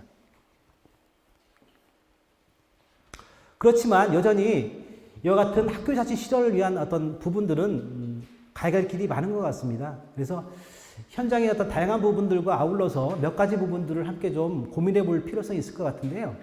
첫 번째는 학교자치가 학교장 자치로 둔갑하는 경우가 있다고 합니다. 그래서 저희가 학교자치라고 하는 거는 기본적으로 단위학교 구성원, 학생, 학부모, 교직원들이 함께 어떤 문제를 갖다가 논의하고 함께 결정하고 해결해 나가는 과정에 초점을 두는 것인데 자칫 이 학교장의 어떤 자율성의 확대로만 해석되는 경우가 있어서 이런 부분은 다시 한번 우리가 생각해 봐야 될 문제인 것 같고요. 두 번째로는 학교자치나 학교민주주의 또는 민주시민교육이 추구하는 것은 단위학교가 어떠한 방향의 민주적인 모습을 보일 건가에 대한 민주적인 상이 필요한 부분인 거거든요. 그래서 학교에서도 절차적인 민주주의도 중요하긴 하겠지만 우리 학교가 추구하는 민주시민의 상, 또 민주학교의 상을 좀 설정해 놓고 함께 고민해 나갈 수 있는 부분들이 함께 연계가 돼야 되지 않을까라는 부분입니다. 그리고 세 번째로는 학교자치조례라든지 민주 의사결정 시스템 자체가 자칫하게 되면 제도라든지 절차적인 부분에만 머물러 있을 수가 있습니다. 그래서 가장 중요한 부분들은 신뢰와 존중의 바탕을 둔 민주 학교 문화를 만들어 나가는 것이 가장 중요한 핵심 포인트이기 때문에 모든 어떤 활동의 전제 조건으로서 민주 학교 문화를 만들어 나가는 노력들을 학교 구성원들이 함께 해 나가는 게 필요하지 않을까라는 말씀을 드리고요.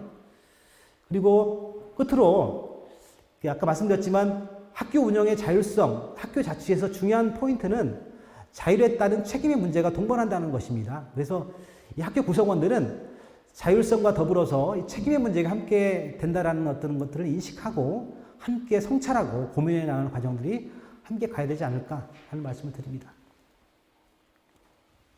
끝으로 지금 현 상태가 이제 코로나19의 어떤 위급한 상황이지 않습니까? 그래서 최영철 교감 선생님께서도 이 코로나19 상황에서 학교 자치의 어떤 어려움을 많이 말씀해 주셨습니다. 그래서 과연 이 코로나19 상황이 단시간에 해결될 문제는 아니고 학교에서는 아무래도 많은 어떤 고민의 과정들이 함께 가야 될 상황인데 코로나19 상황 속에서 학교 자치를 우리가 어떻게 바라보고 이 부분을 어떻게 작동시켜낼 것인가라는 것들이 저희가 당면하고 있는 현실의 과제인 것 같습니다. 그래서 이 부분들을 학교 구성원들이 좀 머리를 맞대고 살펴봐야 될 것 같은데요. 일정 정도는 학교 자치가 작동할 수 있는 영역이 있을 거고 어떤 부분들은 학교 자치가 작동할 수 없는 영역이 있을 것 같아요. 그래서 어찌 보면은 뭐 안 된다고만 볼 수도 있긴 하겠지만 가능한 부분이 무엇인가라는 것들을 우리가 좀 살펴봐서 가능한 부분부터 학교 자치의 어떤 부분들을 우리가 실천해 나가는 노력들이 필요하지 않을까 생각이 듭니다. 예를 들어서 방역관리 차원에서 발열 체크에 대한 부분을 우리가 어떤 식의 어떤 부분들을 해나갈 수 있을 것인가요? 그 다음에 등교 수업과 원격 수업 지금 사회적 격리두기 1단계로 좀 전환이 되면서 또 이제 등교하는 숫자가 많아지고 그러면서 학교에서도 등교 수업과 이제 원격 수업을 어떻게 병행할 것인가에 대한 것들이 이제 많이 논의가 되는 상황이거든요. 이런 것들을 과연 어떤 식으로 이걸 해결해 나갈 수 있을 것인가 부분들. 또 이제 실시간 쌍방향 원격 수업에 대한 부분들이 이제 학부모님들이라든지 학생들의 요구사항이 많기 때문에 학교도 이 부분을 이제 2학기 때부터 많이 강화를 하고 있거든요. 그래서 이런 부분을 과연 어떻게 학생이나 학부모 요구에 맞춰서 실천해 나갈 수 있을 것인가의 문제들. 그 다음에 이 원격 수업이 나오면서 이제 가장 문제가 되는 게 기초학력 학생에 대한 어떤 부분의 문제입니다. 학습 격차의 문제인데 이런 부분들도 학교에서 우리가 어떻게 해결해 나갈 수 있을 것인가의 문제라는 것들. 그리고 참고적으로 이제 내년부터 경기도교육청에서는 기존에 이제 그 경기도교육청의 기본 계획이라 하는 것들을 경기도교육청에서 수립을 하고 교육지원청에 내려주고 교육지원청은 다시 단위학교로 내려줘가지고 그거에 기초해서 학교가 이제 기본 계획을 수립하도록 했던 시스템이었는데 학교 자체의 관점에서 상향식으로 아래로부터 학교 현장의 요구를 반영하겠다고 하는 거로 변화할 그것도 1년이 아니라 2, 3년 정도의 어떤 플랜을 갖고 실제 학교에서 필요로 하는 것들에 대한 정책들을 실천을 하게 되면 그 부분들을 이제 정책에 반영해주고 예산도 지원해주겠다 하는 것이거든요. 이런 것들도 제가 봤을 때는 단위 학교에서 학교 구성원들이 우리 학교에 꼭 필요한 정책, 또 우리 학교에 필요한 과제, 예산 이런 것들을 함께 고민할 수 있는 중요한 출발점이지 않을까 생각이 듭니다. 아무쪼록 짧은 시간이긴 하지만 우리가 이같이 단위 학교에서 실천할 수 있는 학교 자치, 학교 민주주의에 대한 것들을 고민하면서 함께 만들어 나가는 부분이 중요할 것 같습니다. 아무쪼록 여기 계신 모든 분들께서 학교 민주주의, 학교 자치에 대한 부분에 관심을 갖고 실천해 주셔서 파주 지역의 민주시민교육, 학교 자치는 걱정이 없을 것 같습니다. 아무쪼록 잘 부탁드리겠고 그러한 역할에 파주시 민주시민교육센터가 중심이 돼서 많은 역할을 부탁드리도록 하겠습니다. 감사합니다. 현재의 상황들을 자세히 이렇게 설명해 주셔서 감사하고요. 아무런 논의 없이 그냥 불과 10분 만에 이렇게 통과됩니다. 자, 이런 그 명목뿐인 학교 운영에다가 과연 경기도에서 얘기하는 학교 자치의 구심점이 될 수 있을까에 대해서 많은 좀 고민이 필요하다는 점 말씀드리고, 근데 학교 운영위원회에 대한 운영 이론에 대한 그 사전 교육들이 너무 지체 교육으로 흐르고 있어요. 제가 그 운영위원들 대상으로 교육을 나가보면 한 수백 명이 앉아 있어요, 강당에. 그 다음 2시간 제 교육을 듣고 또 운영위원 교육이 마무리되는 것을 보면서 이건 너무나 형식적이구나. 실질적이고 운영위원으로서의 자질을 갖추는 이런 교육들은 좀 심도 있게 프로그램을 만들어서 진행돼야 되지 않을까라는 말씀을 드리고요. 어쨌든 그 이대성 교감선생님 좀 차분하게 경기도 민주시민교육과 학교 자체에 대해서 잘 설명해 주셔서 감사합니다. 이제 지금까지 세 분은 학교사에서 흔히 말하는 학교사에서 관리자이신 분들입니다. 이제는 영역의 그 초점을 바꿔보도록 하겠습니다. 이제 네, 저는 학교자치실현부모연대 공동대표를 맡고 있는 서원이라고 합니다. 반갑습니다. 네. 교감선생님, 교장선생님도 선생님 모시고 이렇게 제가 감히 학부모 입장에서 학교 자체에 대해서 이렇게 얘기한다는 게 처음이라 좀 떨리네요. 매우 또 영광스럽게 생각하고 최선을 다해서 저희 학부모의 입장에서 학교 자치가 지금 어떤 상황이고 또 우리는 이것에 대해서 어떻게 해결하면 좋겠는지 최대한 말씀을 드려보도록 하겠습니다. 제가 이 파주민주시민교육센터에서 이제 이 학교자치 포럼에 대한 그 발표문을 좀 이렇게 써주고 좀 참여했으면 좋겠다라고 했을 때 제가 듣기로는 코로나 상황에서 학부모들은 어떻게 생각하고 있나, 이 학교 운영이나 그리고 학교 자치에 대해서 어떻게 파악하고 어떤 그 문제점, 문제의식과 또 앞으로 어떤 해결 방안들을 생각하고 있는지 학부모 입장에서 써달라고, 발표를 해달라고 이렇게 했어요. 그래서 저는 앞서 이제 발표하신 교장 선생님과 교감 선생님들은 이제 매우 일반적인 우리 교육의 문제점, 그리고 이제 이대현 교감 선생님께서는 이제 코로나 상황에서 마지막에 잠깐 이렇게 언급하셨는데, 저희가 진짜 학부모들은 이 모든 국민들이 또 전 세계 사람들이 이 인류 초유의 그런 어떤 이 코로나 재난 상황에서 매우 혼란스럽고 매우 힘든 상황을 보내고 있는데 학부모는 정말 힘든 상황을 보내고 있었거든요.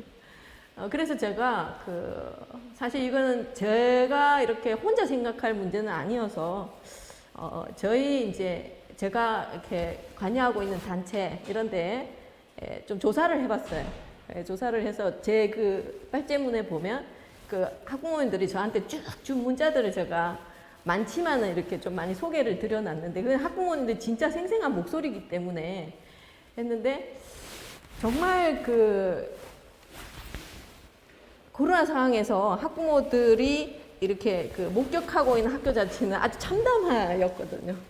참담하여서 과연 그러면 이 문제를 어떻게 해결해야 되나, 이런 것들을 이제 사실은 그것까지는 같이 논의는 못했고, 그건 이제 제가 그동안에 쭉 그 민주시민 교육 또는 민주주의, 학교 민주주의, 뭐 또 학생들의 어떤 그런 참여 문제 이런 것들 고민한 것 속에서 저 나름의 솔루션이라고 할까, 어떻게 하면 학교 자치가 활성화될 수 있을 것인지에 대한 저 나름의 해결 방안을 결론으로 이렇게 제가 이렇게 좀 준비해봤습니다. 일단 지금 저도 주민자치 학교 6시간에 이제 서울에서는 주로 강의를 많이 하고 다니고 이러는데, 지금 자치는 사실 세계적으로 전 세계적인 현상이고 시대 정신이 되고 있는 것 같습니다. 왜냐하면 이 대의민주주의가 완전히 실패 이렇게까지는 아니지만 잘 먹고 잘 살자고 하는 게 민주주의고, 뭐 직접 민주주의를 잘 할 수 없는 규모가 크니까 대의민주주의를 하고 있는데, 이렇게 정치를 잘해라고 맡겨놓았는데 사실은 그 결과가 너무나 큰 격차 사회를 이렇게 낳다 보니 사실은 이 대의민주주의 한계가 왔다, 위기다 이런 얘기가 있으면서, 사실 1989년 그 브라질 포르투 알레그리 거기에서부터 이제 주민 참여 예산이 시작이 되면서 전 세계적으로 주민들이 직접 예산에 참여하고 직접 자치를 하는 것, 이것이 매우 그래도 격차 사회를 줄이고 사람들의 어떤 그 행복감을 누리는데 도움이 되더라라는 게 이제 전 세계적으로 되면서, 우리나라 역시 지금 갈수록 그 격차가 벌어지는 격차 사회가 가장 큰 양극화라는 그게 가장 큰 문제이기 때문에 행정에서도 정부에서도 이제 정부 주도의 뭔가 그 정책을 실현해서 격차를 이렇게 없애는 것 자체가 한계에 이르르고 안 된다라는 것이 수년간 이렇게 보여지니까, 그러면 작은 단위에서 동단위, 읍면 동단위에서 이제 자치를 해서 좀 주민의 삶의 질을 개선을 해봐라 라는 이제 그런 법률을 이제 그 지방자치법, 자치분권법이라고 하는 특별법을 만들어서 이제 지금 하고 있죠. 하고 있는데, 이런 지방자치라는 것은 아까 센터장님도 말씀했지만 분권의 차원이거든요, 사실은. 그러니까 중앙 집중적으로 해보니 그게 효율성이 그렇게 있지 않고, 민주주의라는 게 원래 보충성의 원칙에 의해서 내가 할 수 있는 건 내가 하고, 또 우리 학교에서 할 수 있는 거는 학교에서 하고, 학교에서 좀 못하는 거는 이제 지원청에서 하고, 지원청에서 못하는 거는 지원청을 넘어서는 문제는 교육청, 그 다음에 이제 교육청을 넘어서는 문제는 교육부, 이런 식으로 이제 뭔가 이 작은 단위에서 스스로 할 수 있는 것들을 하는 과정에서, 그게 이제 분권이죠, 그죠? 그런 과정에서 이루어지는 게 이제 자치고 분권이고 민주주의인데, 그런 것이 우리는 지금까지 완전히 역행을 했잖아요.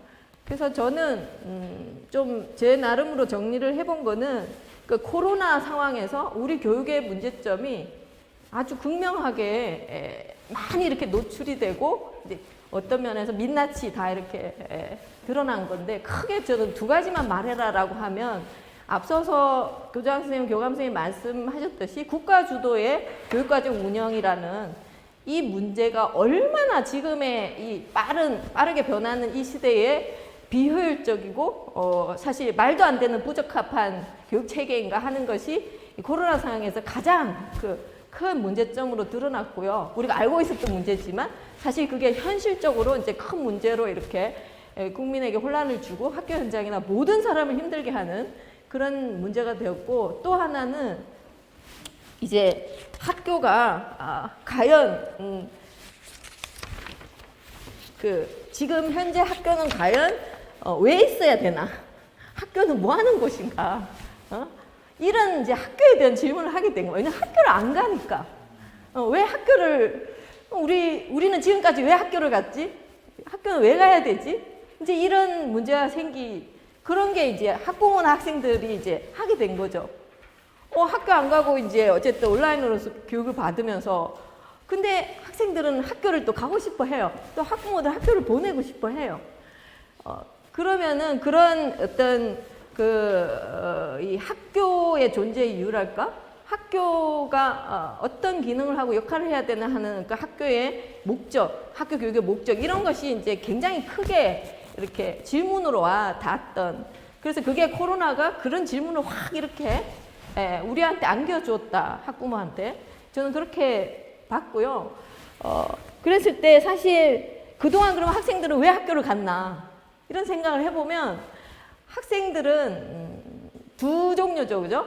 이제 일단 학교에 가서 공부도 하고 친구도 만나고 이렇게 가는 아이들이 아마 보통의 아이들이고, 그 다음에 또 보통의 아이들은 우리가 흔히 말하는 학교에서 잠자는 아이들 있잖아요. 그런 아이들은 공부는 흥미가 없고 학교에서 하는 공부는 따라가지도 못하겠고 재미도 없고 그렇지만 학교는 친구들이 있으니까 가요. 그리고 하지만은 이제 막 자죠, 그죠? 친구들 만나는 건 좋은데 수업을 일단 수업 시간에 이제 듣기가 싫으니까 자는데, 그 다음에 또 하나는 이제 아예 등교를 거부한 그런 학교 밖 아이들이 있죠. 이런 학교는 다닐 필요가 없다, 이제 난 안 다니겠다 하고. 근데 그 친구들도 나중에는 많이 이렇게 후회를 하고 하는 건 이제 친구들이 없으니까, 그 공동체 생활하는 이런 부분들이 안 되니까 그 학교 밖 아이들에게 이제 사실 지자체 이런 데서 이제 사실 많은 어떤 또 신경을 쓰고 있고 이런 상황인데, 이렇게 학교를 가고 있다가 공부를 학교 가서 하던 친구들이 이제 집에서 하잖아요. 그러니까 온라인으로서 거의 이렇게 하다 보니 정말 공부하러는 학교를 안 가도 되네, 이제 이렇게 돼버린 거잖아요. 되고, 그리고 이제 학교를 막 가고 싶어하는 애들을 물어보면 친구들을 너무 만나고 싶다는 거예요. 친구들이랑 놀고 싶고 친구들을 너무 만나고 싶은데 집에 혼자 있으니까 재미가 없는 거죠. 친구들 만나고 싶어서 학교 가고 싶어 하는 거예요. 물론 부모님들은 이제 뭐 보육의 문제 이런 것들이 또 있죠. 그런 것들이 있는데 이제 굉장히 불안하죠. 이제 격차가 계속 그 교육 격차라는 학습 격차가 지금 엄청나게 지금 후폭풍으로 지금 저희들이 아주 걱정을 하고 있는데, 실제로 지금 사교육은 지금 난리가 아니고 뭐 지금 사실 그 대치동 이런 데는 교통체증이 엄청나고, 제가 알고 있거나 제 주변에서 이번에 학부모님들한테 물어보니까 자기 주변에 사교육 하는 사람들이 밤 10시, 12시까지도 이게 가해가 너무 밀려 들어와서 주체가 안 되고 줄을 서 있다라고 하는 그런 아우성을 많이 친다 하더라고요. 그리고 지금 뭐 그동안에 사실 저도 애 셋을 이렇게 돌보면서 사교육을 안 한 입장인데, 제 주변에 사교육을 안 했던 학부모들조차 지금은 해요. 아이들을 학원에 보는데, 왜냐면 학교말 시험 쳐보니까 집에서 이제 공부를 했는데 그 학원에 다니고 가해를 했나 하고 격차가 확 벌어져서 아이가 엄마 나 학원 보내달라고, 이때까지는 학원 안 가도 된다는 애가 충격을 받아가지고 이런 것들이 많이 벌어지더라고요. 그래서 사실 그 크게 나타난 그런 국가 주도의 그 교육과정 운영 체제라는 이 큰 문제 하나하고 그 학교의 존재 이유와 학교의 교육 목적, 이게 뭔가라는 거에 대한 질문이 아주 그냥 본격화된다라는 부분에서, 그것이 코로나가 우리에게 교육 문제를 던져준 큰 두 가지 문제이고, 그런 상황에서 제가 한 20여 분 되는 학부모님들한테 지금 선생님 자녀가 다니는 그 학교의 학부모회나 학생회 현황 사정에 대해서 알려달라고 했을 때, 여기 이제 자료에 나왔듯이 이건 제가 다 그냥 보시기만 하세요 하는데 아주 구체적으로 많이 얘기를 해주셨거든요. 근데 그 얘기해 주신 거를 제가 좀 요약을 해봤더니, 사실 뭐 그 전에 그 교감 선생님이나 교장 선생님이 얘기하신 부분들이 좀 많이 나왔는데 5가지 정도로 제가 사실 그 요약이 되더라고. 특목고 학부모님도 있었는데, 특목고는 사실 별 영향이 학교 자체가 그냥 뭐 자기네들 돈을 많이 내고 학교에 애를 보냈기 때문에 여전히 학교에 많은 참여가 뭐 차고 넘친대요, 여전히. 근데 약간 참여 횟수가 조금 줄었지 큰 영향이 없다라고 유일하게 특목고가 그랬고, 그리고 이제 고등학교 같은 경우는 아무래도 이제 그 수시나 이런 데는 이제 학생회 활동 이런 것들이 반영이 되다 보니 학생회는 그럭저럭, 고등학교는 그래도 되고 있는 것 같은데 제일 안 되는 데가 초등학교하고 중학교. 그러니까 뭐 학생회 구성도 안 되는 데가 있고, 실제로 이제 온라인 투표는 거의 이제 학부모 쪽에서 많이 하는데, 학생회 쪽은 이제 학교 가는 날이 있으니까 학교 가는 날에 이제 하고 그랬더라고요. 그래서 제일 첫 번째가 거의 그 학교 운영에 학부모가 참여할 수 있는 기회가 거의 없거나 거의 뭐 망했다라는 수준으로 얘기를 하시고, 두 번째로 또 말씀하신 거는 그러니까 학운회 같은 경우에는 안 할 수가 없으니까 줌회의 같은 걸 해서 이루어지고 있는데, 이게 좌절 경험이 많은 학부모님들이 이제 거의 참여를 안 하고 그냥 교장 선생님 한테 이렇게 박수 쳐주는 이런 분들로 지금 구성이 돼서 운영이 되고 있으니까, 사실 뭐 그게 코로나 상황에서는 더 심한 것 같다, 이제 이런 얘기였고, 세 번째로 학부모님들이 얘기한 거는 아까 좀 전에 말씀드렸지만 고등학교 학생회는 좀 자율적으로 되는데 초중은 거의 안 되고 있고, 활동도 뭐 거의 줌 회의에 애들 들어왔나 안 들어왔나 그거 체크하는 정도, 반장이 그 정도 하고 거의 활동이 없다.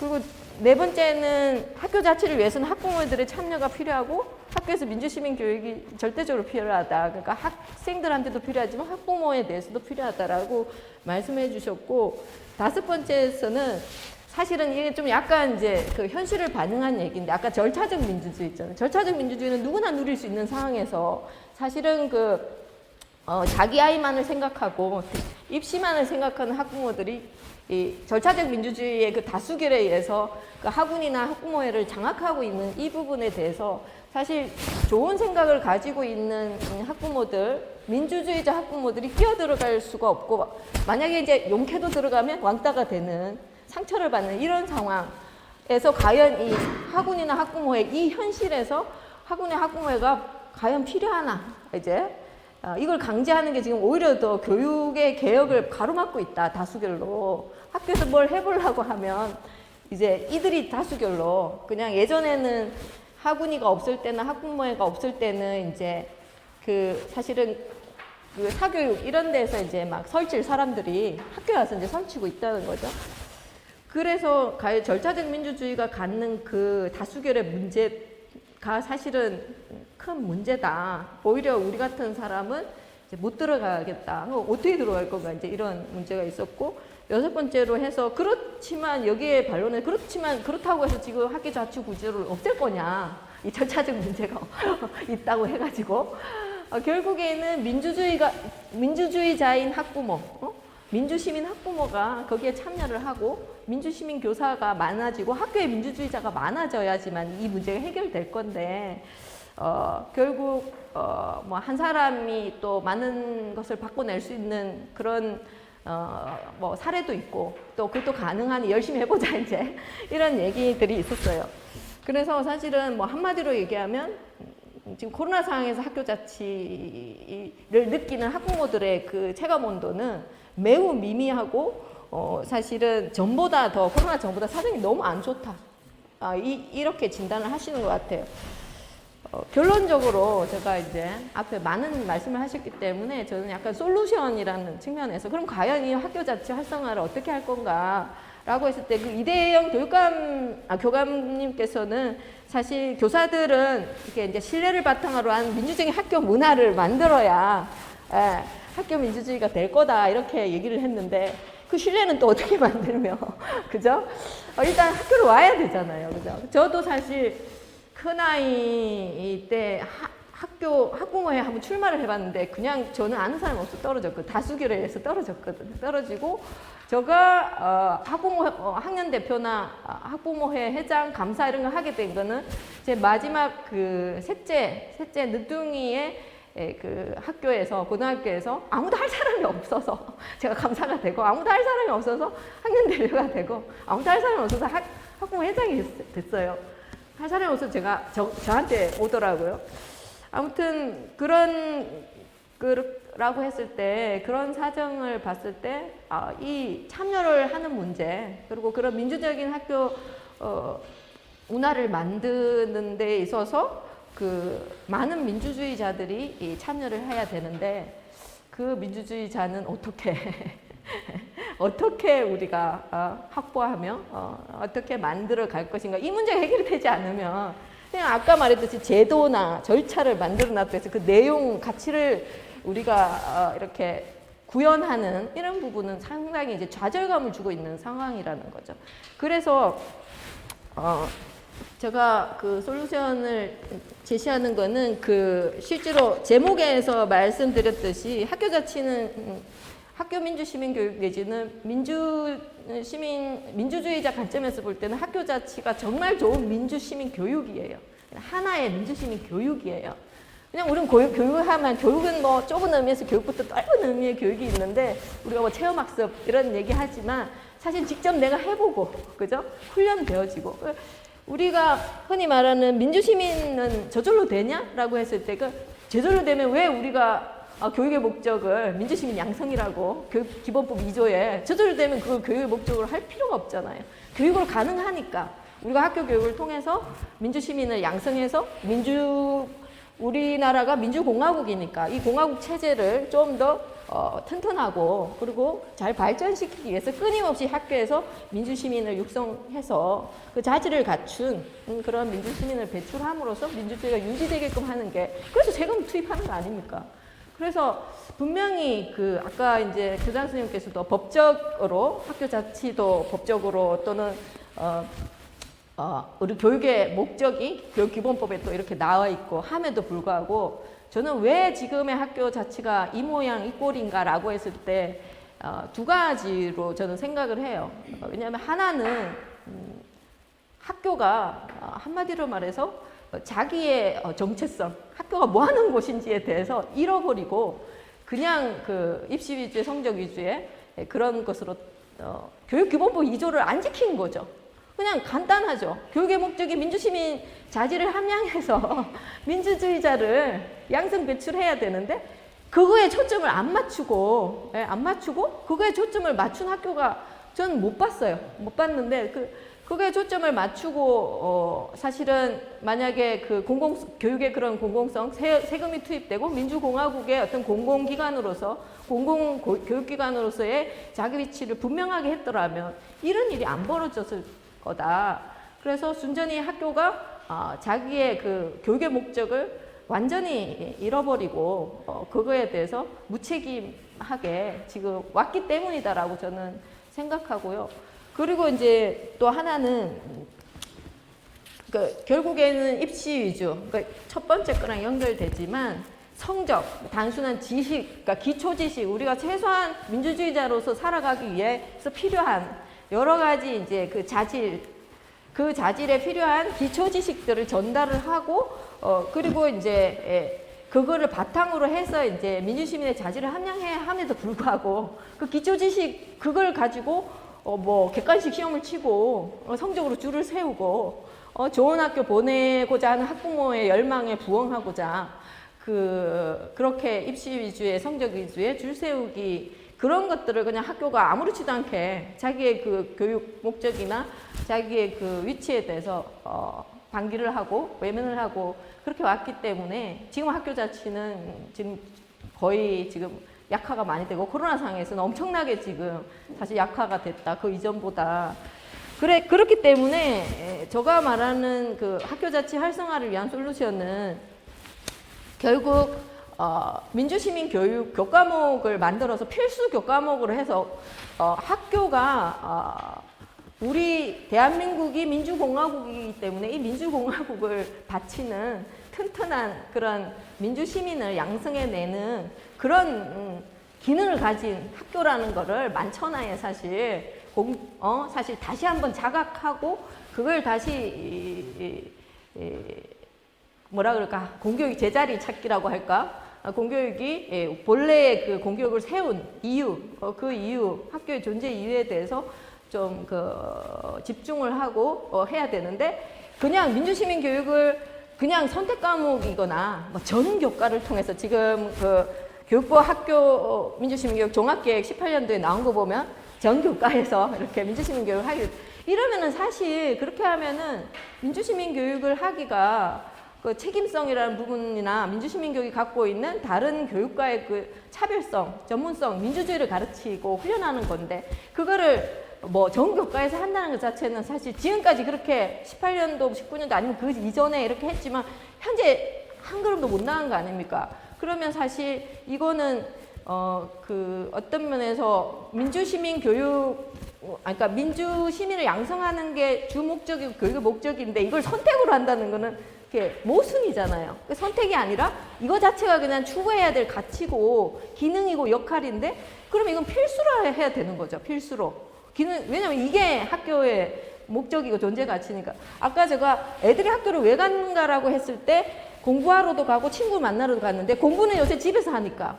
그럼 이제 친구 만나러 학교 가는 거 아니에요. 그럼 친구 만나러 가는데 그러면 학교는 뭐 하는 곳인가라는 것이 코로나가 딱 알려준 거예요. 그거는 학교에 가서 공동체 생활을 경험하면서 다양성을 존중하고 그리고 인권을 존중하고 어떤 그런 평등과 우리가 말하는 그런 책임과 권리와 뭐 의무, 연대 이런 것들을 그 친구들과 학교 생활을 통해서 배우는 거잖아요. 그거는 온라인 교육으로서 못 배우는 거잖아요. 그러니까 지금 온라인 교육으로 그냥 입에서 다 하는 교사들도 엄청 그 게으른 교사들 많다고 하거든요. 그나마 열심히 하는 교사들이 자기 수업을 만들어서 올리는데 그러면은 학교의 기능을 이제 완전히 원래 그 학교가 산업화 시대에서는 지식 전달할 수 있는 공간이 이제 그 노동력 생산대가 사실은 학교였지만 이제 21세기에 이렇게 들어와서 인터넷이 발달하고 정보통신 기술이 이렇게 발달해서 사실 휴대폰에서 사실 모든 지식을 검색을 할 수 있잖아요. 손바닥 안에 지식이 다 있잖아요. 그리고 계속 지식을 오늘의 지식이 낡은 지식으로 이렇게 바뀌고 하는 이런 상황에서 이제 그 지식 전달이 온라인으로 된다면 과연 학교라는 오프라인 공간 우리가 정말 텅 빈 학교를 보면서 학교는 왜 있나 이런 생각을 정말 많이 학부모들은 시민들은 하고 있는 거거든요.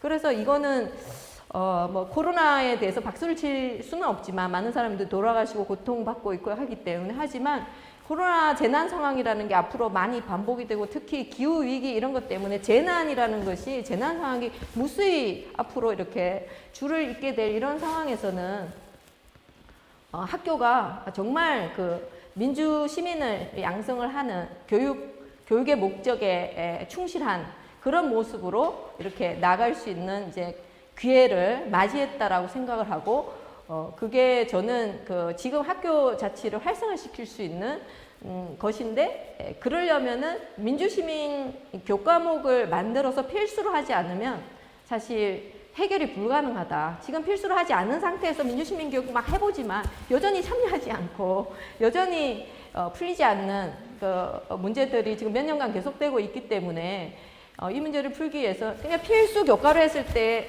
사회도 영어, 수학, 국어뿐만 아니라 민주시민 교과가 정말 중요한 거다라는 중요성에 대해서 다 인식을 하고 이렇게 학교에서 하는 건 학교의 본래 교육, 고유의 목적이 민주시민 양성이라는 이런 목적을 갖고 있다라는 게 이제 확산될 수 있고 누구나 중요한 아주 민주시민 교육이 아주 중요한 민주주의가 우리한테 지켜야 할 가치나 체제로서 매우 중요한 것이라는 것을 이렇게 공감을 하고 집중을 할 수 있기 때문에 그렇게 된다면 사실 그 민주시민 교육을 제가 이렇게 정의를 이렇게 좀 해놨지만 제가 생각하는 또는 제가 이렇게 공부를 통해서 알게 된 민주시민 교육은 기존의 인성교육이나 안전교육이나 환경교육의 다양한 교육과 차별되는 몇 가지 점이 있는데 이게 딱 이 차별되는 몇 가지 점을 봤을 때 학교 자치는 가장 좋은 민주시민 교육인 거예요. 왜냐하면 민주시민 교육은 사실 주권자 교육이거든. 자기가 주인의식을 갖게 하는 너가 이 공동체의 주인이야. 네 삶의 주인이야. 이 국가의 주인이야.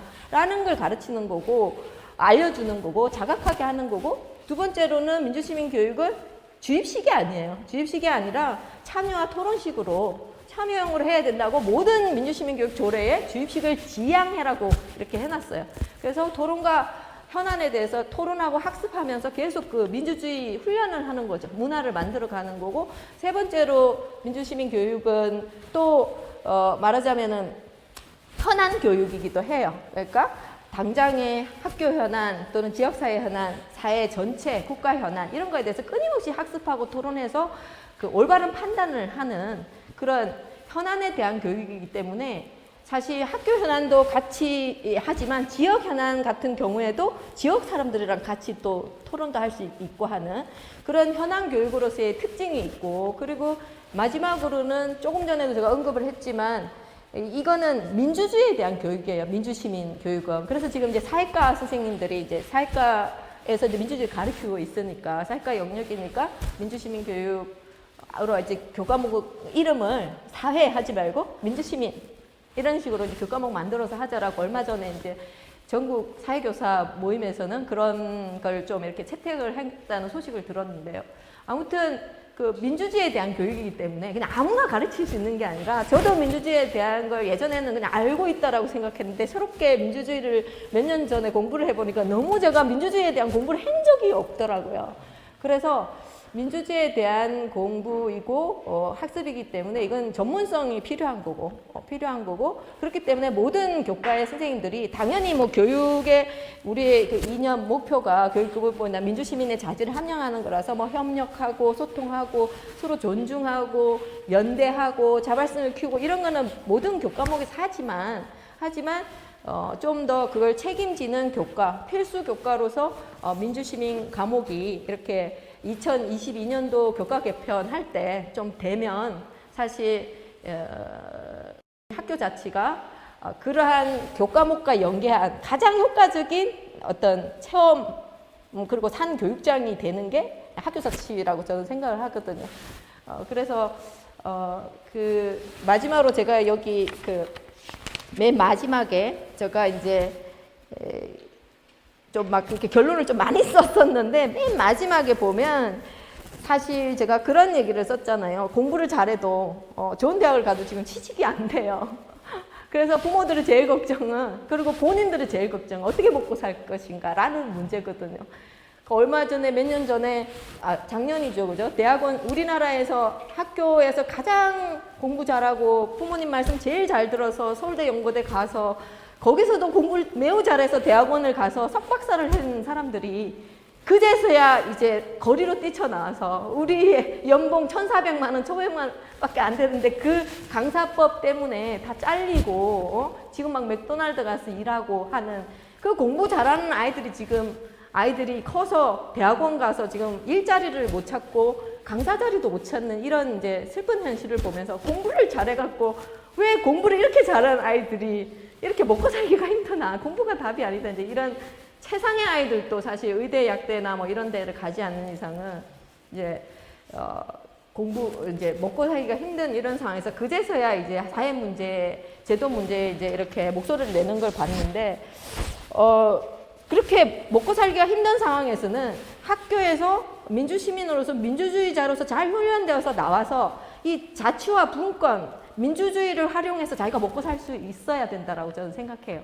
아까 센터장님이 이 민주주의는 자원 배분의 결정권의 문제다라고 했을 때 우리나라 지금 500조 넘고 이 각 지자체에 뭐 조 단위가 넘는 데가 있고 몇천억 이렇게 수천억 이런 상황인데 이 공동의 자산을 이용해서 자기가 먹고 살 수 있는 이런 어떤 민주주의자, 민주시민으로서의 그 주권자로서 당당하게 자기 삶을 민주주의를 통해서 풀어가고 거기서 자기 삶을 영위할 수 있는 그런 당당하고 좀 멋진 민주시민을 학교에서 좀 양성해 주길 바랍니다. 이걸로 저는 강의를 마치겠습니다. 네, 안녕하세요. 금명중학교 교사 조미정이라고 합니다. 현재 민주시민 교육 연구하고 있고 학생 자치의 활성화를 위해서 많이 노력하고 있습니다. 저는 교사의 눈으로 학생 자치를 바라보는 것에 대해서 다양한 이야기를 담아봤는데요.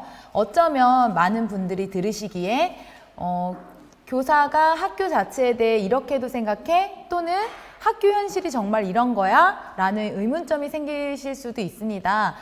보다 더 이제 적극적으로 받아들여 주시기를 바랍니다. 우선 앞서 말씀해 주신 것처럼 학교 자치라고 하는 용어는 법률로서 정의된 용어가 아니기 때문에 작게는 권한의 이양부터 크게는 민주적인 학교 문화까지 사용하는 사람에 따라서 각기 다르게 해석되는 면이 있습니다. 학교 자치를 말하기 이전에 우리가 생각하는 학교 자체의 모습을 구체적으로 그려보는 것이 중요하다고 생각합니다. 우리가 생각하는 자치란 무엇일까요? 또는 우리가 꿈꾸는 자치란 무엇일까요? 중요한 것은 자치는 곧 민주라는 것을 반드시 기억해야 한다는 것입니다. 그렇다면 학교 현장은 학교 자치를 어떻게 이해하고 있을까요? 어쩌면 우리는 그 사람들이 학교 자치를 잘 못하고 있는 것에만 집중해서 그들이 학교 자치를 이해하고 있는가에 대해서는 고민을 하지 않았을 수도 있다. 그래서 저는 이렇게 말씀드리고 싶습니다. 현재 학교가 학교 자치를 어떻게 이해하고 있는가에 따라서 그 해석에 따라서 길을 돌아가거나 다른 길 위에 서 있는 학교가 있을지도 모른다. 오늘 이 학교 자치 포럼이 다른 길 위에 서 있는 학교들을 불러 모을 수 있는 계기가 되길 바랍니다. 우선은 학교 자치를 이해하거나 이해하지 못하거나 각 시도교육감 공약이나 정책 및 각종 서적에서 이미 학교 자치라고 하는 용어는 미래교육 시스템에서 가장 중요한 주제로 다루어지고 있음에도 불구하고 학교 현장에서 학교 자치를 바라보는 시선에는 그 온도에 차이가 있습니다. 예컨대 이미 학교 자체의 실현을 위해서 연구하고 노력하고 있는 학교 구성원이 있는 반면에 아직도 학교 자치가 무엇인지 미래교육 시스템이 어떠한 방향으로 가고 있는지 아무런 관심이 없는 학교 구성원도 분명히 있다라고 하는 것이죠. 이 두 가지 유형의 구성원이 공존한 학교의 경우 다수의 구성원이나 영향력이 큰 구성원의 방향에 따라 나아가거나 후퇴하거나 대부분의 정상 시스템이라고 일컫는 이전 그대로의 시스템을 옳은 것으로 여겨서 한 걸음도 나아가지 않으려고 하기도 합니다. 저는 학교 자치를 꿈꾸면서 아이들에게 항상 마음으로 갖는 마음이 있습니다. 그걸 제목으로 지어봤는데요.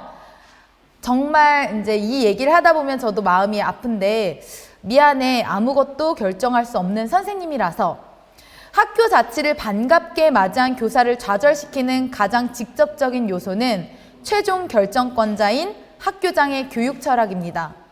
여기에서의 교육 철학은 새로운 시도를 허용하지 않는 학교 풍토를 말하며 새로운 시도에 따라 새로운 책임이 늘어나는 것을 극도로 부담스러워하는 학교의 태도 그 자체를 말합니다. 예컨대 학생 주도성 프로젝트에 따라서 이런 것과 저런 시도를 해보고 싶습니다. 학급 자치회의에 의해서 이런 시도를 해보고 싶습니다. 돌아오는 대답은 선례가 없습니다. 그런 것은 처음 들어봅니다입니다. 저를 좌절시키는 것은 그 답변이었습니다. 분명히 학교마다 차이가 있겠지만 학교 자치 실현을 위한 각종 협의회 및 간담회는 이전과 다를 것이 없습니다. 여전히 관리자, 부장교사, 선배교사, 학부모 대표 등 빅마우스 중심으로 회의가 진행되고 있습니다.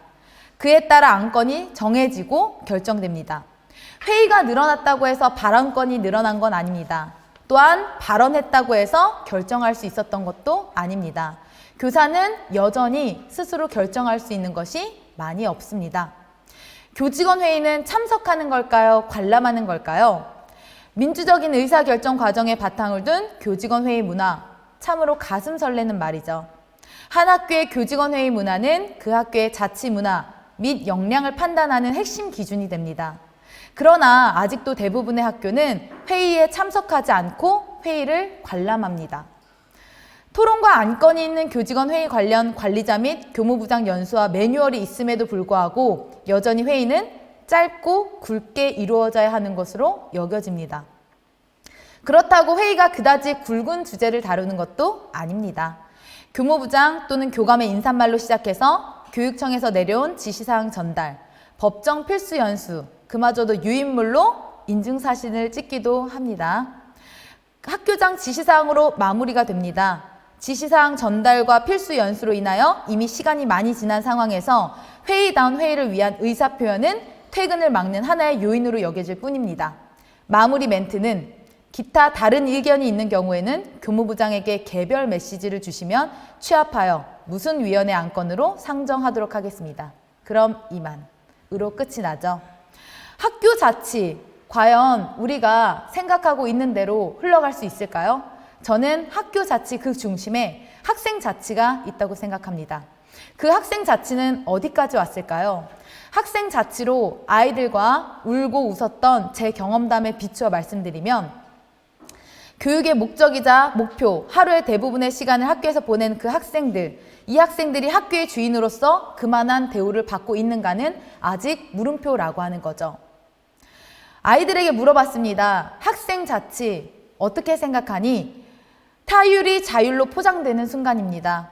선생님들의 과도한 개입이 눈치를 보게 만들기도 합니다. 또는 학생 자치 시간은 어디에 있나요? 방과 후 학생 자치인가요? 학생 자치인가요? 봉사활동인가요? 우리는 일꾼이 아니라 학생자치회인데요.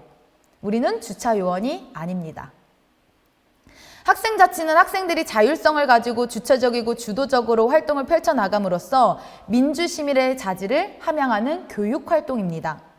가장 이상적으로는 존중받는 학생자치 문화의 실현으로 학생들이 자율적이고 주도적으로 실천하는 과정을 통해서 민주시민으로 성장하고 민주시민으로서 학교 운영에 참여하는 것을 말합니다.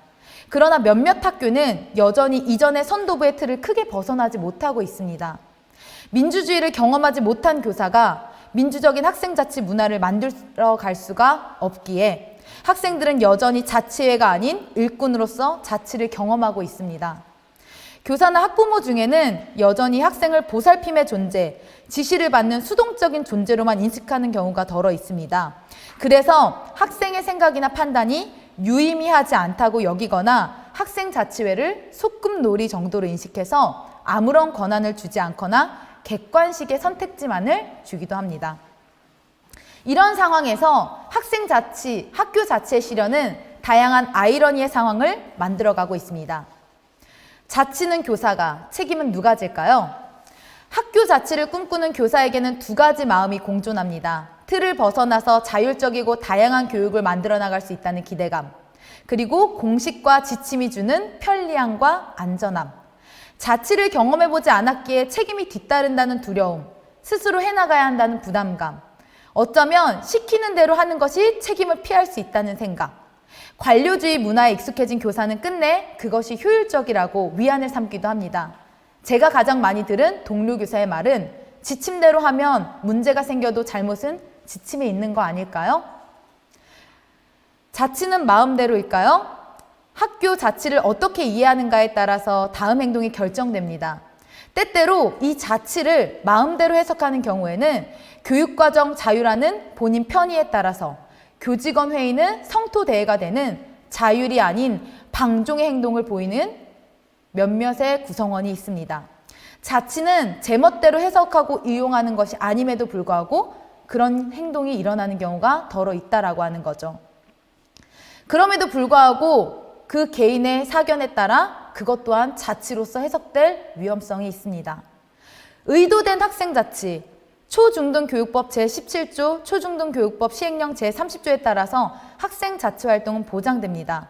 그래서 학교 운영을 위한 각종 위원회에 학생 대표가 반드시 들어가야 하죠. 회의에 참석해서 의견을 낼 수 있다는 겁니다. 권리가 있다는 것이죠. 학교 자치 구현을 위한 그림으로는 더할 나위 없이 완벽하다고 생각합니다. 그러나 분위기상 학생 대표가 의견을 낼 수 없어서 회의에 그저 끌려가는 경우에도 회의에 참석했으므로 학생의 의견을 반영했다는 결과가 됩니다.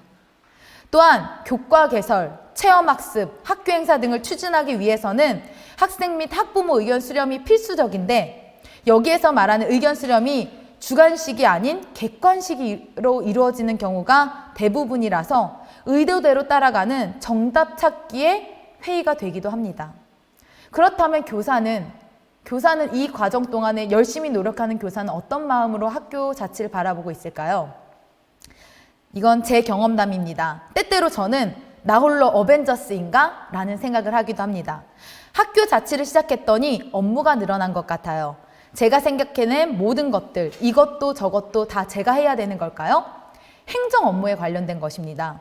교사가 자율적으로 교육을 만들어 나가는 것에 부담을 느끼는 가장 큰 이유는 활동마다 이어지는 행정 업무입니다. 새로운 시도를 하려고 하면 수업을 준비하기 위해 거쳐야 하는 산이 너무 많습니다.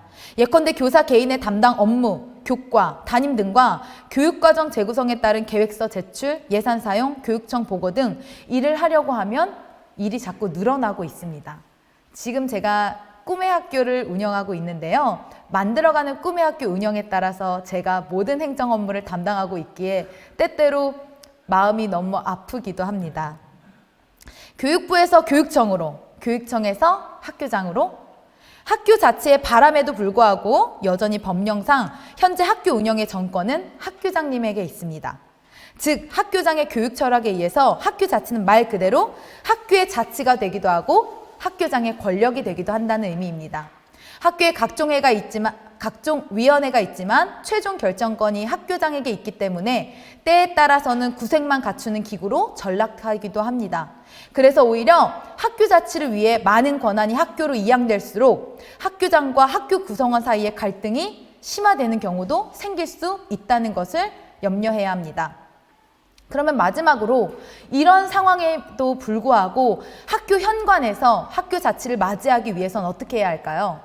한 가지 또는 여러 가지 제안점을 드리도록 하겠습니다. 개인의 사견이니까 너그러이 받아들여 주시면 감사하겠습니다.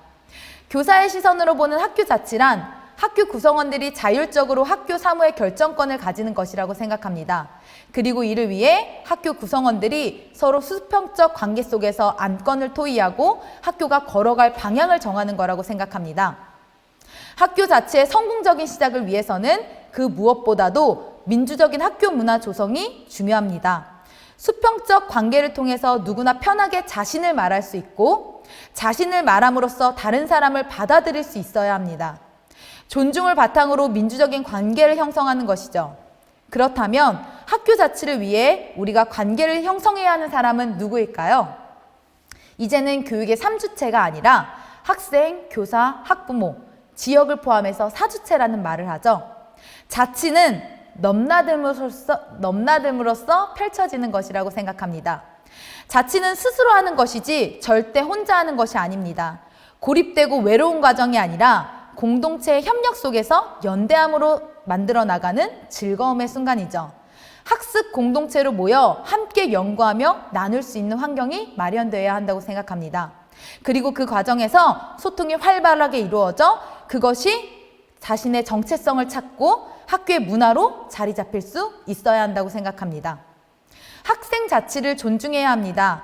학생을 교육의 주체로 인정하고 수평적인 관계를 형성해서 다양한 의견을 수렴하고 함께 나아가야 한다는 것이죠.